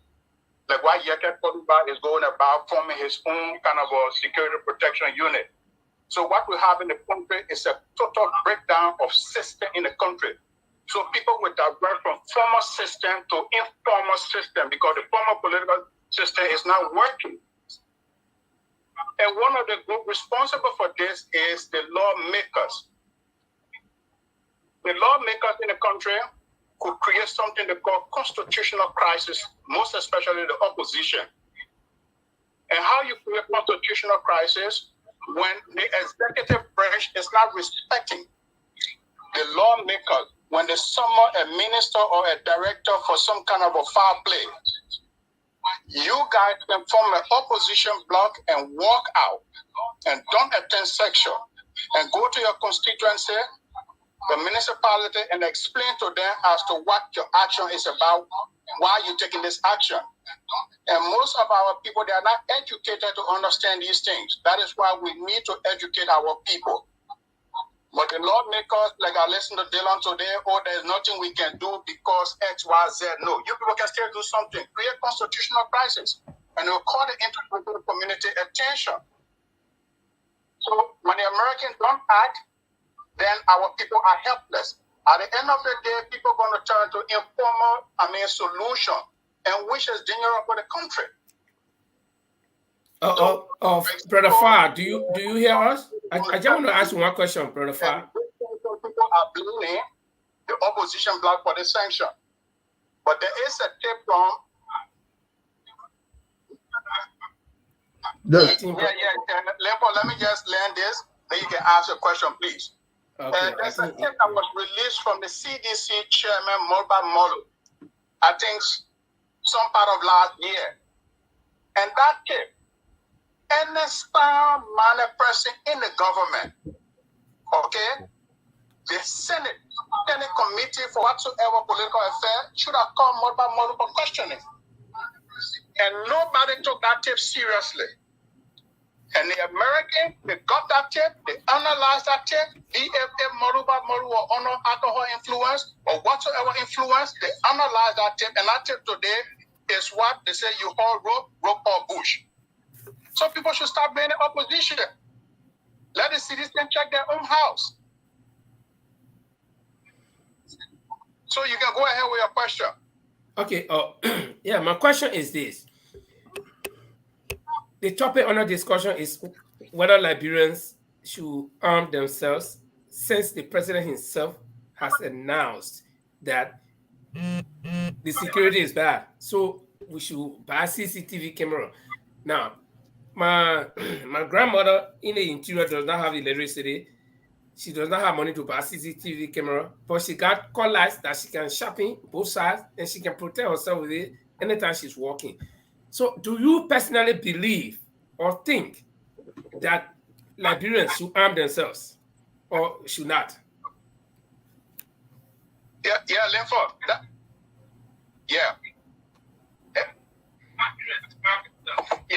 Brother Linford, to answer your question, that is why I talk about formal and informal system. The formal system is not working, so at the end of the day, people are going to turn to informal security protection. Form community vigilante, okay? Because that statement from the President Moff is disturbing. The father of the country. So what people will do, they will form community vigilante to protect themselves. because the system is not working. Okay, let me give you an example when Brother Gray talked about leadership of these three people that are under sanction, if they had the qualification to be there. Let me give you guys the history of George Weah. After the death of the Liberian national team, when he took over the leadership, what did George Weah do? He took away all the guys. You know, Egypt qualified 1 point ahead of Liberia. Had it not been a war, Liberia would have gone to 2-3 different World Cups. But when George Weah took over the leadership of the Liberian national team, what did he do? He pushed aside all the qualified players that we had before the war, and he brought his own George Weah 11 that would sing praise worship to him. And that's the same leadership that George Weah has done. If the American had not spoken, and because he want to go to America, Weah won't take no action. He will die with Samuel Twede he will remain with Samuel Twede until the time is over in Liberia. So just to add on what Brother Gray was talking about leadership, the man has no leadership. Go to the Liberian national team history, then you will know that Weah has no leadership ability. Thank you very much. Thank you. Okay, let's just introduce our guest for tonight. I think she will introduce herself, but Madam Pat Conte Morgan, we will say welcome. This is Bottom Line, the platform that discusses issues about Liberia from the top to the bottom. We have a host of panelists here, Paul Chiluple, Jamel, they are in the UK, and Mr. Cyrus Gray is our host panelist as well tonight. He's in the US, and I am in Norway. And just tell us a little bit about yourself, what you do. You forgot about Andre. Andre, you're not anywhere. Andre, you need to Andre, your light. I can only see a light flashing. And the only lady panelist we have on the show is Andre Jallo, but she's way almost at the background. I didn't see her, only the light I was seeing. So so Andre is there as well. So Madam Morgan, will you just tell us a little bit about yourself, what you do, and let's get flowing. Okay, good afternoon, good evening, everyone. I know it's like almost midnight for some of you already. It's still the afternoon. I'm just getting off work. My name is Patricia Conte-Morgan. I am I'm ANC Global Chair Lady for Women's Congress. I'm a Liberian to the core. I live in Florida, USA. I was born and raised, elementary days in Firestone, Habel. I'm a mother, I'm a wife, currently a healthcare worker. So I do that. I enjoy what I do in healthcare, and I look forward to working with all the team across the globe, ANC, come 2023, because definitely I strongly believe that's a sure win for us. So to everyone on this panel, I say thank you. We continue to discuss the issues. We're going to continue to educate our young people what a country should be and how a country should be run. So thank you for having me. Yeah, let me say formally welcome, and let's get the ball rolling. Well, since you grew up in Firestone, let me just throw this joke at you. You know what they call rubber disease? I know you know. Rubber disease is a little warming thing. I know, right? I was in Habel for some time, so I know that stuff. But let's look at your job as the quote unquote big person. Let me put it Liberian way for the ANC group of women. How challenging is your job? Well, I wouldn't say challenging. We look at challenge sometimes in the negative sense. It's rewarding, I should say, because to be in the position that I'm in, I get to meet, so many women. I get to listen to their stories. I get to listen to their struggles. And at the end of that, it gets me thinking, because, being a female, growing up in Firestone, the life that I grew up with, and as an older girl, before leaving Liberia in 1987, the life that I grew up with is different from what the women are experiencing now. Growing up as a lady, I never even thought of life as being challenging compared to what women are going through now, compared to what young women in particular are going through now. It's a struggle. It's a serious struggle. Girls go through elementary school, not even sure if they can afford to go through secondary studies, or after secondary studies to go to university, or not even sure what's the essence of me going to school. if at the end of the day I wouldn't even get a job. So what's the point of me even going to school? So a lot of them just drop out of it. So, while I was in Liberia, I got to talk to a lot of young people, and they said, oh, I stopped in 10th grade, or I stopped in 5th grade. And the question was, well, why don't you want to go back? I mean, I know what the answer, was that, okay, I can afford it, or my parents cannot afford it. So that's a struggle, for Liberian women, especially mothers right now, to sponsor their children through school, because the majority of the women who do business, women, we're the backbone of the family. Nothing against you guys, but women, we're the backbone of the family. We are the one that actually hold the family. We are the glue that hold the family together. A home that has a mother, a loving mother, that has structure for a home, her children all turn out good by the grace of God. Let me not take that out of it, because you can have a structured home and things go wrong. So being the chair lady of Global, I get to interact with a lot of people, and I get to encourage them, to let them know that, there's light at the end of the tunnel. And that light, it's almost here. It's going to be here 2023. So I encourage them. I tell women, do not give up. Do not lose hope. Your hope lies in the next president of the Republic of Liberia. So I enjoy daily, even though I'm here now in the US, I still talk to women on a daily basis. I talk to them, I encourage them not to lose hope, that things are going to get better under the leadership of Mr. Cummings. I encourage the women not to get more women on board, because we can't win this thing. And so I take pride in getting to talk to the ladies on a daily basis to say, do not lose hope. Change is coming. Mr. Cummings can turn this country around. He knows how to turn this country around. He's going to create jobs, and not jobs just for men, because our culture, we are used to, oh, the men go to work, the woman stays home, or the woman only goes to the market. We want Liberia to be a place where the man can go to the office, but a woman should be able to go to some kind of job, if it's factory or if it's farming, whatever she can afford to do, or whatever she's willing to do. She should have those things in place, provided by a structured government that she can go to, and at the end of the day, have enough to feed her family. The struggle right now, especially for single women, is hard. There are some mothers in Liberia, 3-4 kids. Kids have never, sat in a classroom because their mother cannot afford to pay tuition. So these are the things that I listen to on a daily basis. I'm constantly in touch with women group. They call me, they send me messages. Oh, we're meeting. We need you to come on to encourage these women, because some people say they're tired of voting. Oh, there's no change. There's no change. So I constantly get on these calls. I get on these Zooms and tell these women of Liberia, do not lose hope. Mr. Cummings is the person to vote for. If you want change, you want your children to have the right education, you want a country that has accessibility to healthcare, Mr. Cummings can make this happen. Mr. Cummings can change the infrastructure of this country. So that's what I do. I talk to women on a daily basis. Okay, gentlemen, anybody want to come in?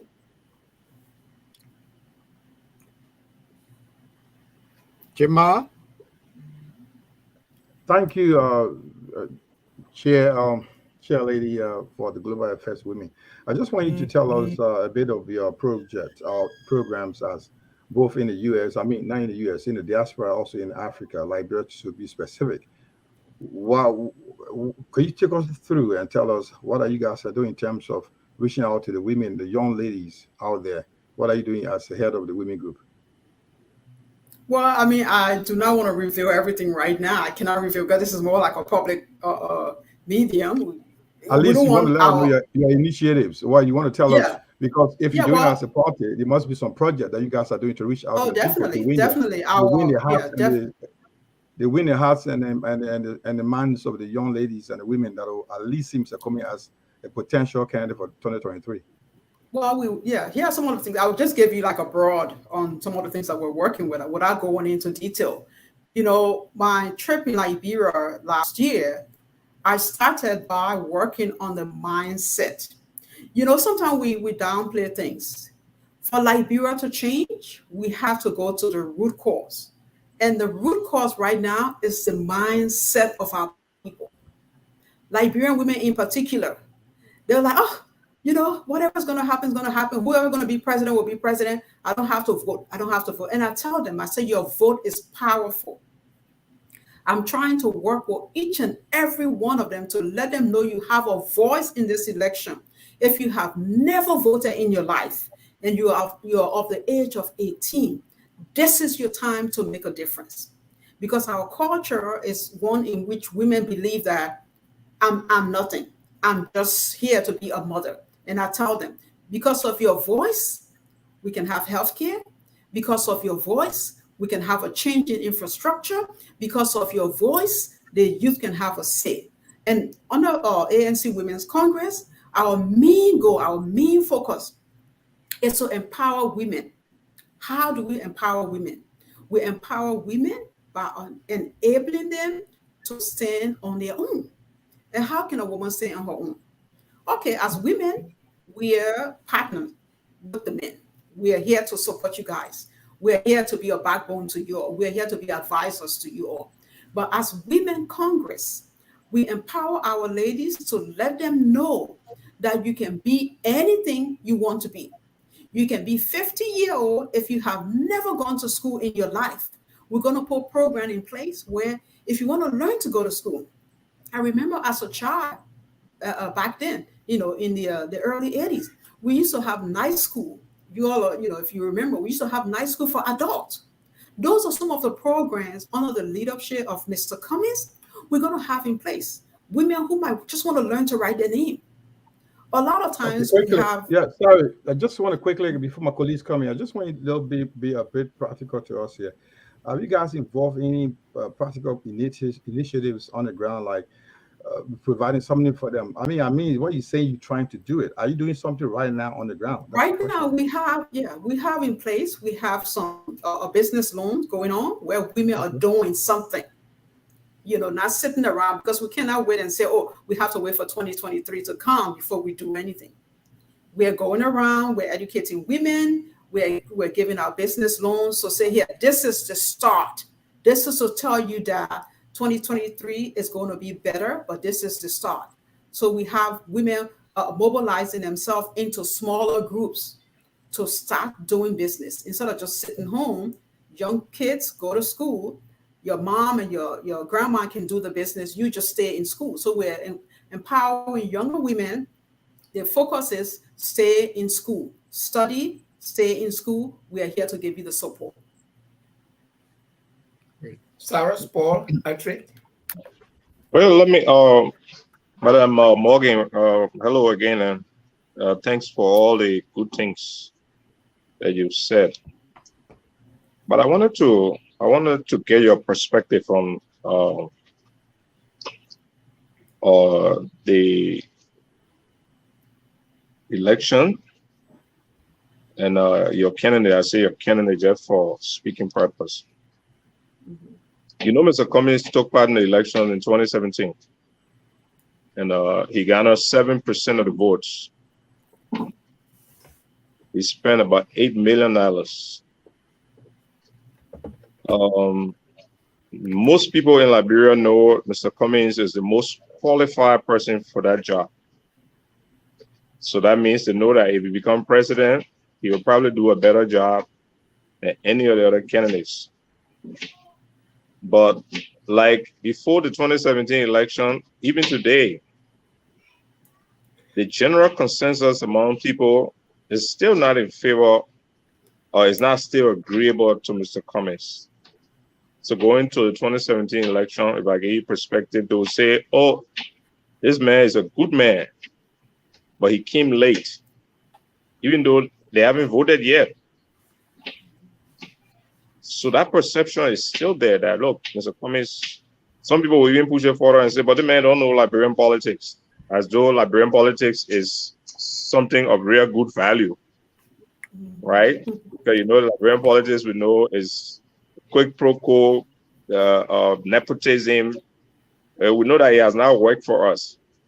But most people will say to the man, you know, Liberian politics, why the man can go be representative and start from there, or senator and start from there so he can know Liberian politics. I do not share that opinion, but I am practical and realistic enough to know that there is a difference between governing and winning an election. If you cannot win an election, you will not have the chance to govern. So my question to you, Pat, is that from your perspective, how are you guys doing things differently? I hear you talk about the people you're talking to. These same people, they can elect somebody who the people say just stole the money. I'll give you an example. I was in Liberia when Abu was running in Logan Town, and we put a lot of resource into disqualifying him because he had been a minister, I think assistant minister at the Ministry of Transport, and then Ellen appointed him as deputy minister at Post and Telecommunication. And for the several months before that election, he was receiving the 2 salaries. And then it backfired just weeks before the election. So, some of us said, no, I mean, this is so glaring case of corruption. We can't look at this kind of person here and allow him to go into public trust. And in spite of all the campaign, the radio, talk show, all that, the people say, voted him. So my question is, with all the good things we know about our man Alex, what are you guys doing now that you think we actually get a vote? That was not done in 2017, where $8 million was spent.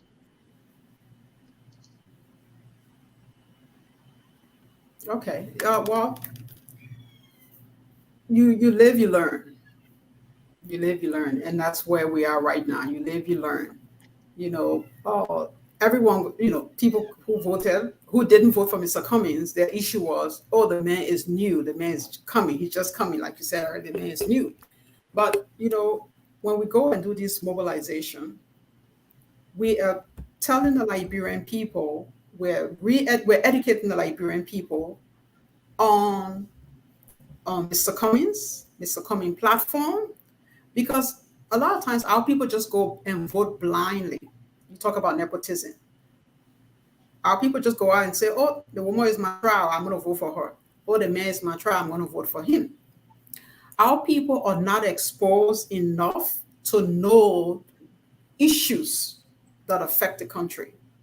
And those are some of the issues that I don't want to say hammer into the heads of the people, but we talk about the issues. We talk about what a country should be, how a country should be run. And Mr. Cummings has to know how. People will say, he's never served in politics. Or how can he run a country? He's never served in politics. But, we know Mr. Cummings' history. He served in corporate America. He served with a clean hands, and people keep saying, he has the money, But our people are used to dishonesty to the point that they don't even think that, this level of dishonesty is affecting me. So we're trying to sort of erase that off their mind to say your leader should be held accountable. When you vote a person in-house into a position like the presidency, there are certain expectations you have of the president. The president is supposed to bring about development. The president is supposed to bring about job improvement. The president is supposed to make sure that there's health accessible to everyone. The president is supposed to make sure that the country has roads that are accessible, that are connected. Road connectivity is a big issue in our country. We do not have that. If it's raining, we cannot go out. You cannot go to a certain region because of the level of flooding that goes on. So these are some of the issues that when we go to people, we talk to them.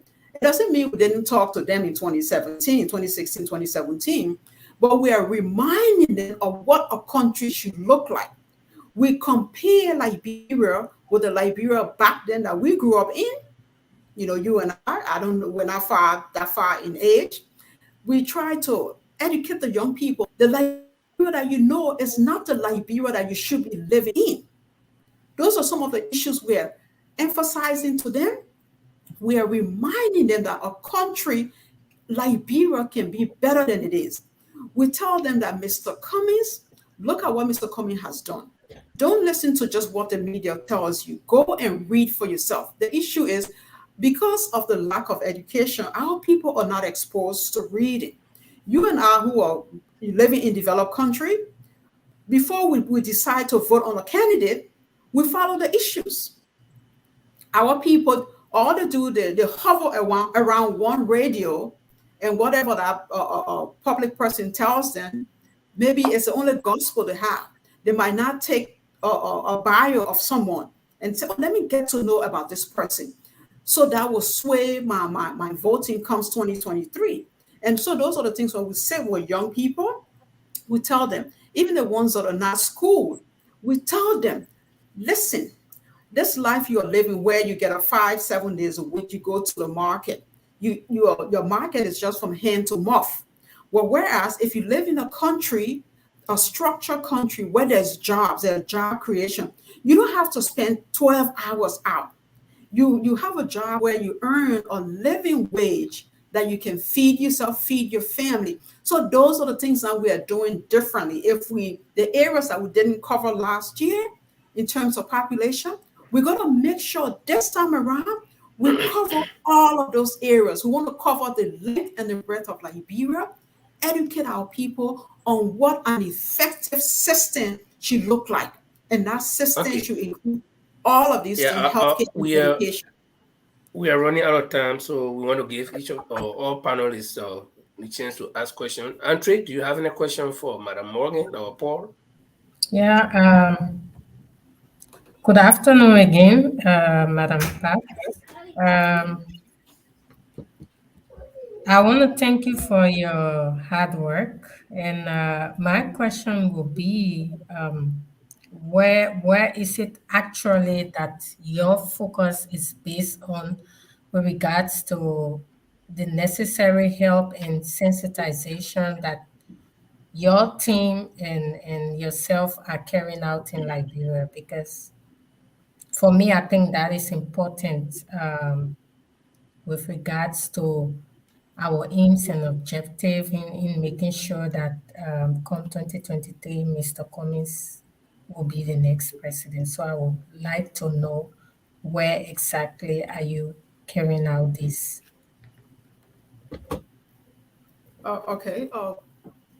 Some of the issues that we're going to work on, especially in terms of women wing, we're going to empower the women, like I said earlier. We empower them by getting them engaged, getting them involved, in their social issues, getting them to the level of education. Those that are willing to go to school, we make those things available where they can go to school. We have a public educational system where, regardless of your age, regardless of the fact that you've never attended a school, any kind of formal education, we'll open the country to where people are encouraged to go and get educated. Because education does good for each and every one of us. We know that. That's why we're sitting here. We can discuss some of these issues. So we want to empower our women to do that. For those that are not willing to go that route, if they want to go the education, their business-wise, we provide loans to them. The issues that are facing our country right now, for instance, look at the rape and violence against women. That is a big issue. But, is the present government attacking that issues? We have laws on the book. Women are being ripped. Kids are being ripped. What's happening? We have a Ministry of Gender. We have UN that partner with the Ministry of Gender to address some of these issues. But people are afraid because they know that at the end of the day, they're molested, they're raped. People just going to downplay the issue. Do not look at the seriousness of trauma, of the trauma that comes with being molested sexually. So those are some of the issues we will put in place. The laws that are on the book, we will make sure that those laws are carried out. That when a person is molested, a child, a woman is raped, sexual violence is committed, the perpetrator of that, you're going to face the consequences that come with you molesting someone. We have to respect women enough to know that when a woman says no, no means no. We have to work with the mindset of the people that go out and commit these crimes. We need to get to the bottom of it. Why are they committing these crimes? It could be mental health. Mental health is not an issue we talk about in our country. A lot of the young people now we have that are in like the early 30s, those are kids. Those are products of the Civil War. They were never rehabilitated. You and I can sit and look at a spade and call it a spade. A lot of them do not understand that, do not understand the values of life, do not respect authority, do not respect gender-wise. So those are some of the issues we're going to address when it comes to the young people, when it comes to rape, when it comes to women empowerment. We also have to address the issue of women involvement in politics. Right now, the ratio is so small. And under Mr. Cummings, we're going to make sure that the entire government, at least 30% of the entire leadership has to be occupied by women. Right now, we have men taking main offices. Where are the ladies? Ladies are just as capable as that. So we need to open it up where women are part of politics. Women should be able to make decisions. Women should be able to sit at the table because we know the issues that affect us. We shouldn't have men making the decisions for us. So under 2023, under Mr. Cummings' leadership, women are going to sit at the table. Women are going to be part of the lawmaking that govern the country. Great. So, Madam Pat, thanks for the answer to my question. But I was referring to specifically where in Liberia are you carrying out this sensitization? Where? Is it in Monrovia or is it in the rural areas that are mostly vulnerable and these young people need to be educated, they need to be sensitized with regards to the importance of this election? What does it bring to them? What is the benefit? And what is the consequence if they fail to elect a good leader? Where is it? Where are you carrying out this education work in sensitizing the young people? Because the young people need to be sensitized. They need to know the importance of this election, that if we miss it, it's going to be more than 10 or 20 years. We don't know when we're going to get it right. So where are you carrying out this work specifically? Well, Thanks, this ma'am. work is actually going to be carried out in the whole of Liberia. We're going to set up teams. We cannot just focus on Monterrey and say, oh, we're just going to focus on the capital, Monrovia, and that'll be it. We have young people in every county in our country. We set up teams, we do training, and we go to all these remote areas to educate the young people the importance of this election, because we're going to educate them to let them know that this election, if it's now won by a leader that knows how to bring about change in the country, we are going to go for almost 30 years putting our country back. So we're setting up teams that will go to the remote village of Monrovia, of Liberia, telling our people that your vote matters, educating them. I can't say, oh, I'm the chair, I will just focus on Monrovia. But we can break up into teams and go to every region. Our goal is to cover every district, the 73 districts in our country. We're going to cover those districts, cover every county. Go to whatever remote area. If it's 200 people in that little town, we're going to have someone go and sit there with them and say, this election is the most important election of your lifetime. This election is a make or break Liberia. We educate them on the importance of them voting. Because a lot of times people don't understand that. They just think, oh, a candidate, I should go and dance behind it, and that's the end of it. We'll educate them that if you do not vote this time around, you are doomed.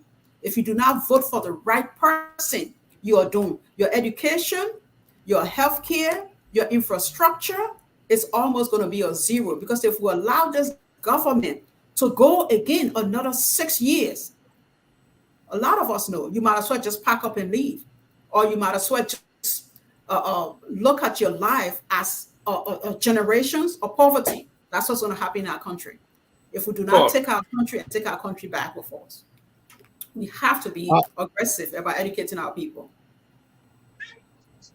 Okay, Churupe, go ahead. I will talk after you. Yeah, I would say, Madam, thanks for being here for the first time on Butterline. And I know that ANC women are doing a great job. And I think few months ago, yeah, sitting Dr. Richardson and Amanda Wright with someone else. I can't remember the name. They were in Liberia, and a lot of recruitment they did with women. So I know those groups, they're all part of your organization. You guys are doing a tremendous job in Liberia. But my question to you here is, Brother Gray did ask a question back in 2017. People have said, oh, Mr. Cummings has just come and he's new. And we found out that 2017, there were a lot of women that gravitated towards Mr. Cummings. What about Mr. Cummings that attract women so much that will have a lot of women following him? Do you want to throw some light on this so we can know what attract women so much towards Mr. Cummings? You know, we this time around and that 2017, Mr. Cummings is the personality, is the individual that sits and listens to the complaints of people, that listens to the hardship that Liberians are going through. We've had elections in the past where the candidate might just visit big cities and that's it. But Mr. Cummings goes to areas that no one has ever gone to before. So when a group have Mr. Cummings come to their town or to their city, the word is spread around. And women are realizing that, oh, this president is different from any other presidential candidate we have had. This is a man who doesn't put himself on a pedestal, doesn't put himself high up there and say, oh, I'm too good to visit. We see on the social media, he goes in a swampy area. He sits with women, he talks with them, he encourages them, he tells them that this time around it's going to be different. It can only be different by you giving me your vote. So women know the struggle of being a woman in Liberia, and Mr. Cummings is willing to change that. And because Mr. Cummings has done so much in Liberia, because people always ask the question, oh, what has the man done? What has the man done? Imagine those 2,300 plus students that Mr. Cummings paid a scholarship, that gives scholarship to them to take that WIAC exam. Those students have mothers. So you imagine, being a mother, you cannot afford to pay your children tuition or your child's tuition, and someone steps in and relieves you of that burden without any obligation. He never said, oh, I'm going to give you this money, you pay me back. Mr. Cummings is genuine in his doing. He's straightforward. He's very honest. Right. So all of those things, women gravitate towards him. Right. Because when he makes a promise, he keeps his promise. Okay. So before I come in with the next, Brother Gray wanted to say something. Yeah, I just wanted to say something quick. I mean, just an admonishment because Mr. Cummings is my candidate, but he's also my friend. In fact, my job, I was one of the founders of Global, and my job was to go to Liberia to get Mr. Cummings to be the candidate for the ANC. But I'm a very practical person.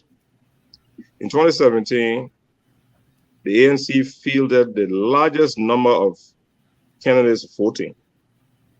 Of the 73 districts, the ANC fielded 59 districts, all of them funded by Mr. Cummings, all in the field. In fact, when election campaigning stopped, he gave each of them $5,000 so that they would help the people in the community with water and all on election day. He didn't. Now one of them won a seat. Today, if you go to Liberia and you ask most places, what do you think about Mr. Cummings? They will say, oh, let the man wait small. What I suggest to me is that what we've been doing is not working. Like I said earlier, there's no doubt about Mr. Cummings' capability. Everybody know that. He will be the best president. But winning election and governing is separate. Before I suggest something to you, I will use another example. Do you know Musa Ability, any of you? Yes. Musa Ability is a regular business guy, always involved in politics. He works his way to the leaders. He gets what he wants done. In some quarters, Musa Ability is considered to be a chalky person. He owes people money, and the FIFA banned him from playing football game, from going to football teams, because when he was FIFA president, they say he ate some of the Ebola money. Cummings got into a relationship with Musa Ability through the CPP and the Liberty Party involvement. In the process, he became a friend of Musa. When everything else collapsed, and everybody who got common sense was going away, the only reason why the CPP is standing today, it was because Cummings built an alliance with Musa. And Musa, as chairman of the party, kept the party officially with the CPP, even though the perception is that Musa is something. In Liberia, people are not ideological. All that thing about somebody will come and teach you how to think, how the leader will be good, hold your leaders to account. The Liberian electorate has not reached there yet. In Liberia, people vote based on relationships. If you went to the village and you line up everybody in the field, all the youth, and you divided jersey on them football, and you talk to them about this new candidate and your future, and you leave from there, you will hardly get any vote there. If you won't get a vote over there, you need to go through the community leaders, the chiefs, because those people are tied together in many other ways than just elections. So they vote together. That's why it's easier for them to vote for somebody who somebody else say the person can steal. They don't care about that. The people who are influencers in our community, if they say that the person who we're voting for, that the person to vote for. So I think you guys should open your mind a little bit to build up relationship with people of influence all over the country.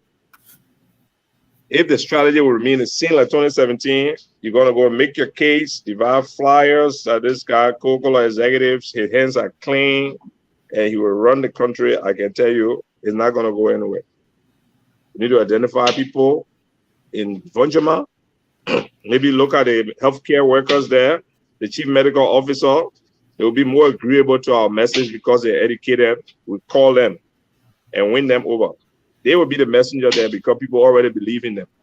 You do that all across the country, you see how much difference that will make. I mean, it's not to say that all the things you're doing and conscientizing people is not good, but it doesn't guarantee votes in Liberia.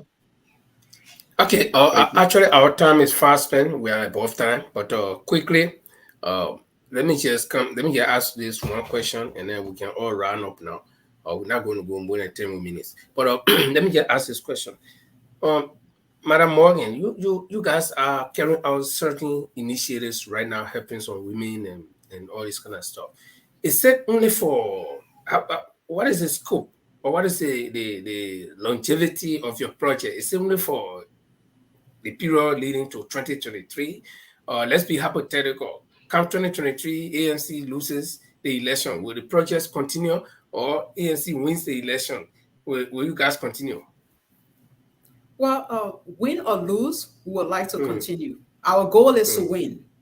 And when ANC wins, it makes it better. Because then that way we have better control of the system. Because, you know, you and I know people will come in and say, hey, this party is dividing money, let's all go there. But at the end of the day, are they looking at the bigger picture to say, oh, this party that I'm running to, if they win, if they're doing this now, if they win, life could be better for me. We intend to continue that. We provide, microloans to women, get them on their feet, constantly revisit.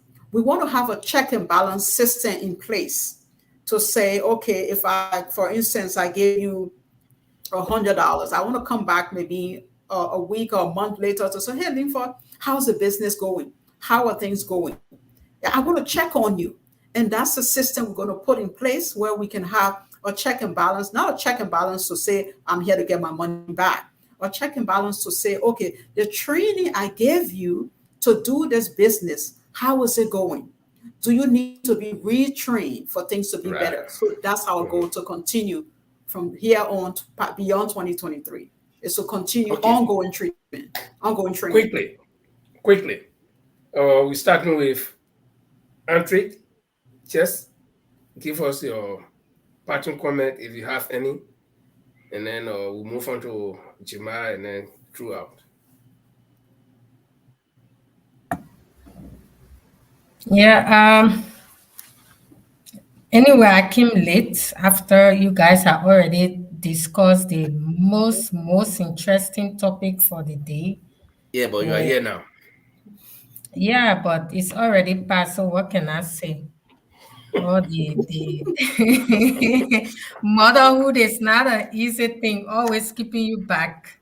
So, but anyway, I'm happy that things are beginning to fall in place. And what I can say to the ANC party is that we have more work to do. We have already passed the stage of talking. Now it's time to do the work and go down on the ground and meet the people and try to tell the people who Mr. Cummings is and what his leadership bring to them. What is the change that they expect when he become president? So yeah, and I want to thank Madam Pat, and I want to say thank you for your work and other strong women within the ANC. Whatever way that you are carrying on this campaign or sensitization is for the sole purpose of making Liberia better. So continue to do what you do, and I hope that, yeah, come 2023, we can all sit down and say, yes, you can come back to this show, and we all laugh and dance. And yeah, and I have a message for one of the inductee, Serena Cephas, who said that my SB should go into classroom and teach.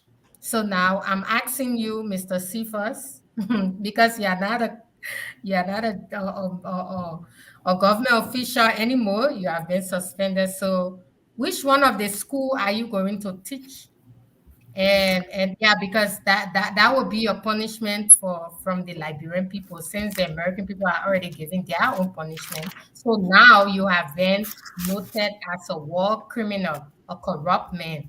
So we need to ask you, which one of the schools are you willing to go and teach? Maybe we need to send you to the aspect of Liberia to go and teach one government school there, where the children, you can start to teach them the importance of being honest and stop embezzling the funds that are meant for the country and to develop the country. I want to say thanks to everyone on this platform, and thanks to our guest, Mr. Cephas, for honoring our invitation. And yeah, the struggle begins. Let's start. Let's do the work. And yeah, with hard work, we can make it. United we stand, divided we will fall. We can do it. It's our time, and we must get our country back. Thank you so much. You're bringing this our time thing. Yes, no, our time is the Liberian people time, not those corrupt people time.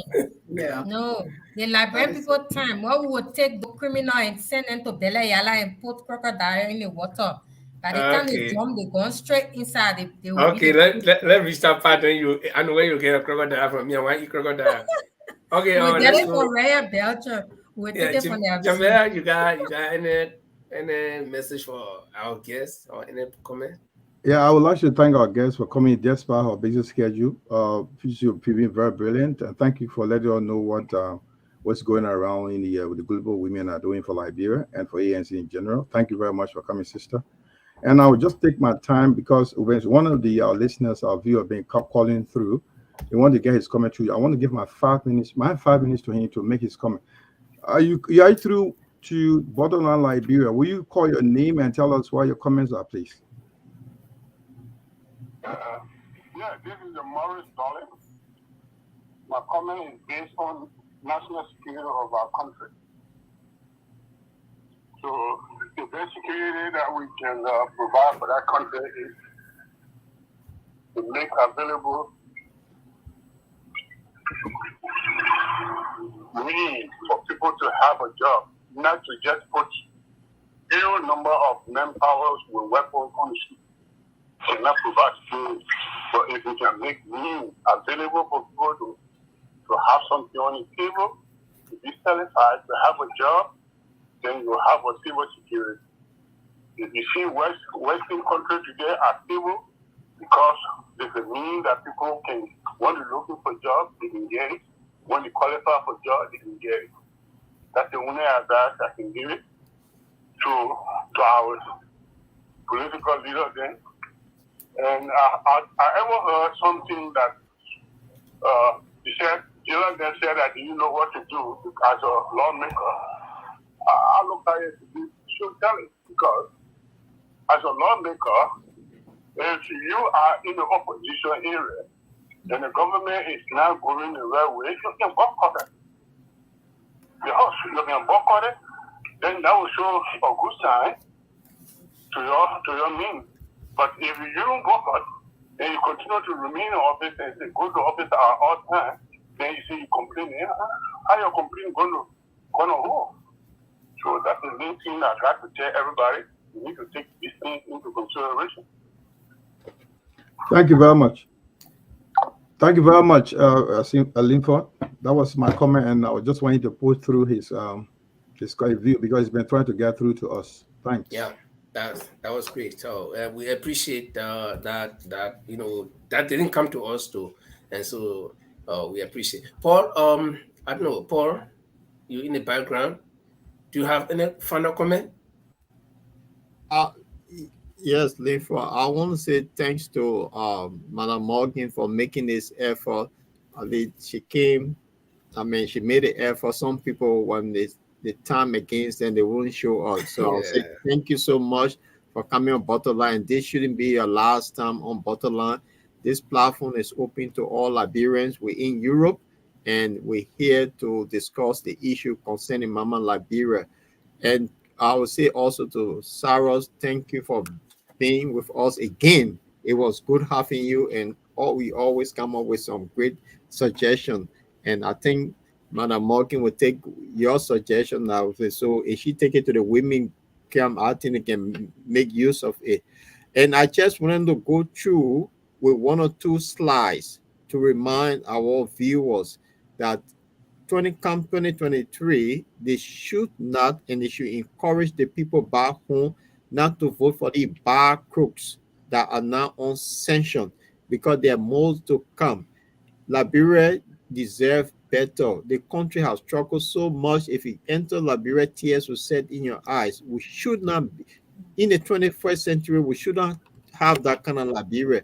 We are too smart to be where we are. So if you could just bear with me for the next 2 minutes, I just want to show a few slides to remind them the kind of people that are leading us and how where they came to power for. They came to power to steal, not to help the Liberians. So bear with me a few minutes. So I will start with the 3 crooks to start with. These are the people that own sanction. These are the bad actors and more to follow. So that to show the Liberia that we're in. And here comes, this was before. This is our president house on the 9th Street that he had before. After he took office, he built this one. That's the house on the 9th Street. Fast forward, they decided to build 49 condominium. They call it the Rainbow Estate in Liberia. And this is the kind of country that, people in West Point don't have place to stay, but then we have people that come in office and build this kind of mansion for themselves, for their own work. What sort of Liberia are we looking? So I'm saying to Liberia not to put these people back. These are all evident. And here comes another one to show the kind of lifestyle they chose to live, not to help our people. These are the people. And during early time, she was not flying private jet when the country was struggling. Here is our president today who came from the slum community, that the amount they spend on this for fuel alone could lift people of poverty in West Point, Solingwe, Jonathan, and other places, just to make it clear. And here is my president sitting now comfortably in his private jet, spending taxpayer of money. And thank God to Liberia, the Central Vani Sherman and Prince Johnson the last time. Look at Vani Sherman today. The sanction now have taken toll on him. So this is a reminder to those that have been sanctioned. They will be like these people. And here is McGee, when he received the news that he got sanctioned, he's now thinking, God, what have I done? This is the time that Liberians should share all of these images around to tell people these guys were bad actors. McGee went as far, his mother and my mother were in Zinha, but when he took power, the poor old man died. He built a mausoleum to bury her in this place with air condition.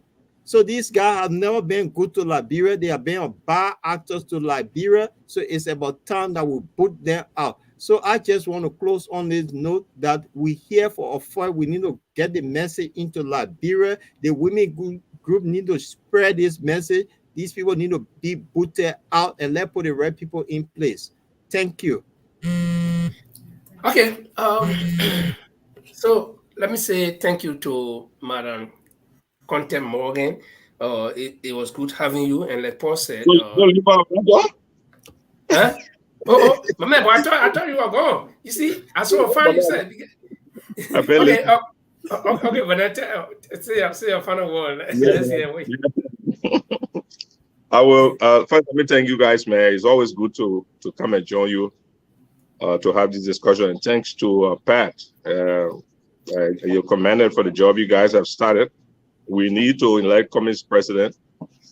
So I'm happy to hear you guys are working. We all will contribute our ideas and our resources to see if we can cross that hurdle. Here's the news that 3 more Liberian officials have been sanctioned is good, but it's also sad, you know, that as a country that we do not have the mechanism to be able to hold ourselves accountable, and that foreign governments, here the United States, will come to put punishment on some of our most senior people. It's an embarrassment to all of us. And that also leaves a bad taste that we are not able to really police ourselves. I hope that we can come to a place where we have leadership that emphasizes accountability, and we can get rid of the impunity and try to build our country. But I just wanted to leave with this last thing that Paul has said, and also Antrik had labeled these 3 officials as war criminals. Where I know we have our sentiments, but we have to remain authentic and professional people. The United States Treasury is not a court. They have made a determination. They are our partners. They have their people sitting in Liberia, interagency, and they determined that these people are corrupt. And because of that, they have sanctioned them. They can't come to the United States to freeze their account. But these people have not been convicted of any crime, so we can't call them criminal. Let's hope that with the sanction on them, our government can see a fit now to identify those areas of the laws they have broken, so they can go to court.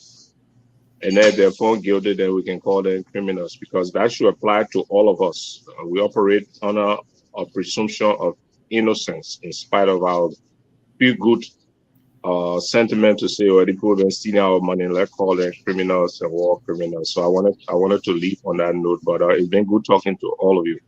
Thank you very much. Okay, fair enough. And I also want to throw light on what you're saying. You know, here we are not in court. This platform is not a court to pass judgment on anybody. We discuss the issue. Of course, we give our individual opinions, which is not binding on any event, though. That's just the exercise of our freedom of speech, and at the same time, we also have responsibilities to what we say. And so the bottom line, as a platform, is not responsible for what individuals say here, because if I went wild because of my own feeling and said something that was not sanctioned by Paul or by Jamel or by Antrick or by any of the hosts. So at times we're all individuals, so now we slip, our sentiments carry us, and then we slip along the way. But the bottom line, we just want to make that disclaimer that we are not a court, we're not passing judgment on anybody, but sometimes it's a slip of tongue.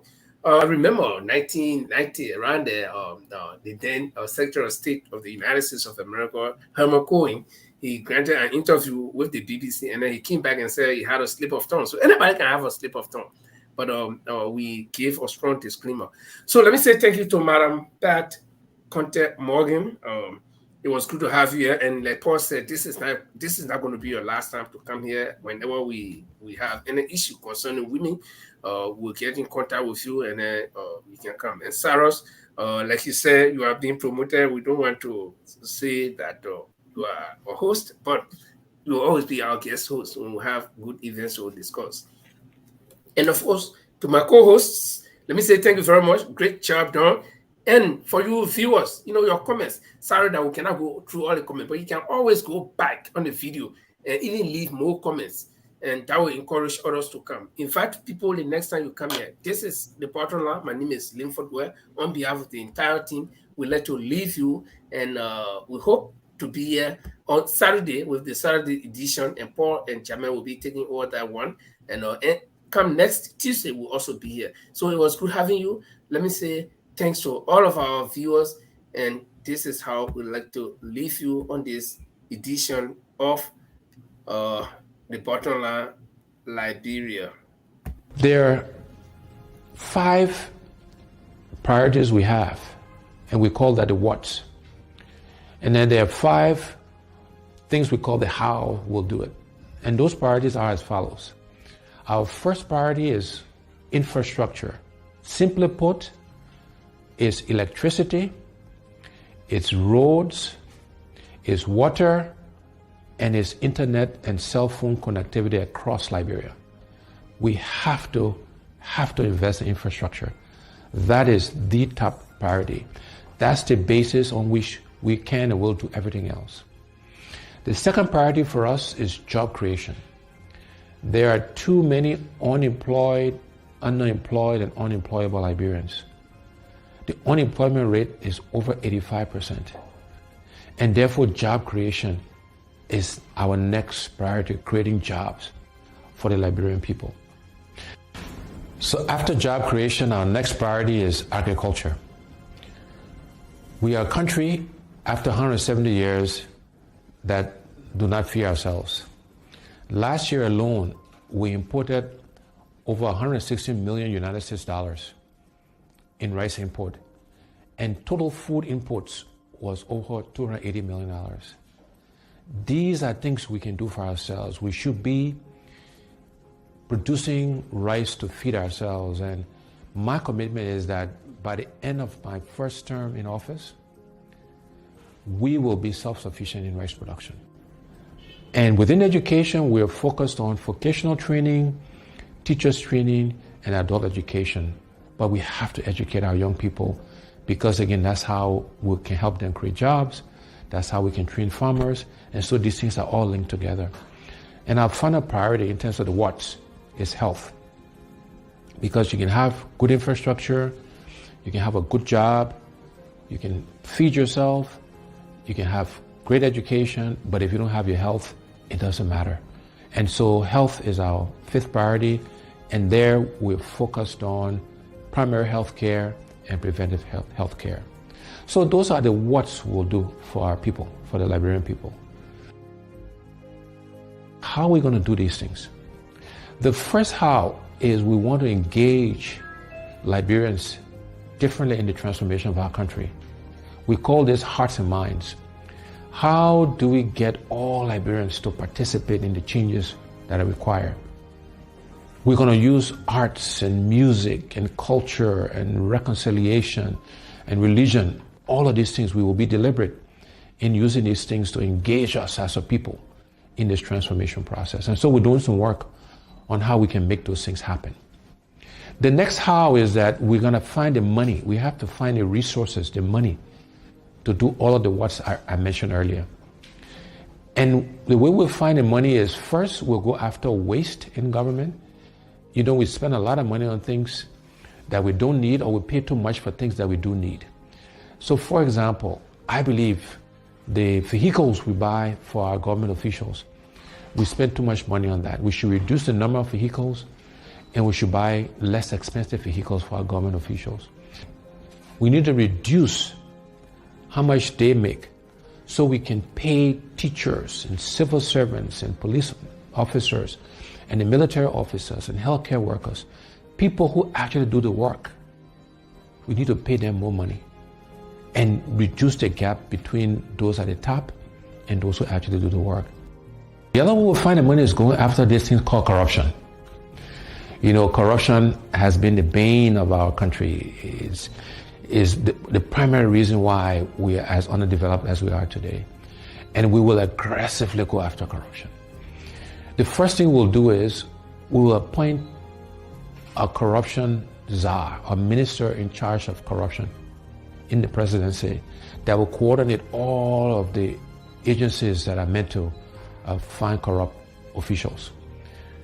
Secondly thing we'll do is we'll make sure we are giving the resources, the money, the right people, the right logistics to the anti-corruption agencies, the LACC, Liberia Anti-Corruption Commission, the General Accounting Office, the Public Procurement and Concessions Commission. We will make sure they got the right resources to go after corrupt officials.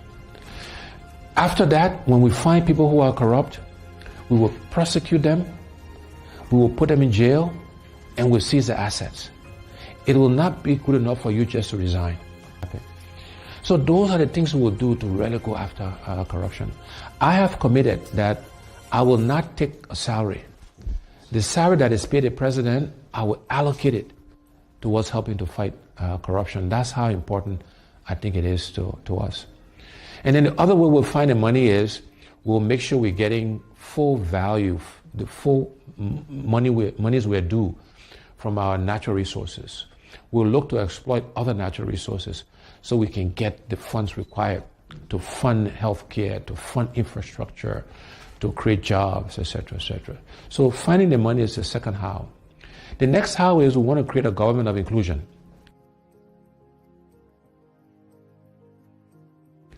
We want all sections of our country to be represented in the government. We want opposition political parties to be in government. Because we believe that having a government inclusion will help all of us make the right decisions. It will make sure that we're spreading the resources of our country across the entire country. And then the last two hows, one is growing the private sector. We will focus on growing the private sector so Liberians can primarily benefit from that growth. No longer should Liberian business people be spectators to our economy. And we want to actively support Liberianization and encourage and provide credit and other facilities to Liberian businesses so they can participate. And last but not least, we will use technology. We'll leverage technology to help us achieve our goals. So those are the what's and the hows. But let me end by leaving you again with these two universal truths. One is we cannot keep doing the same things, my people, and expect different results. We cannot keep electing the same people with the same experiences and expect Liberia to change. We need to elect and select different people to lead us, to serve us, to help us manage and run our country. And the other universal truth is the best predictor of future performance and future behavior is past performance and past behavior. And on those two counts, I believe I stand head and shoulders above the other candidates aspiring to lead our country.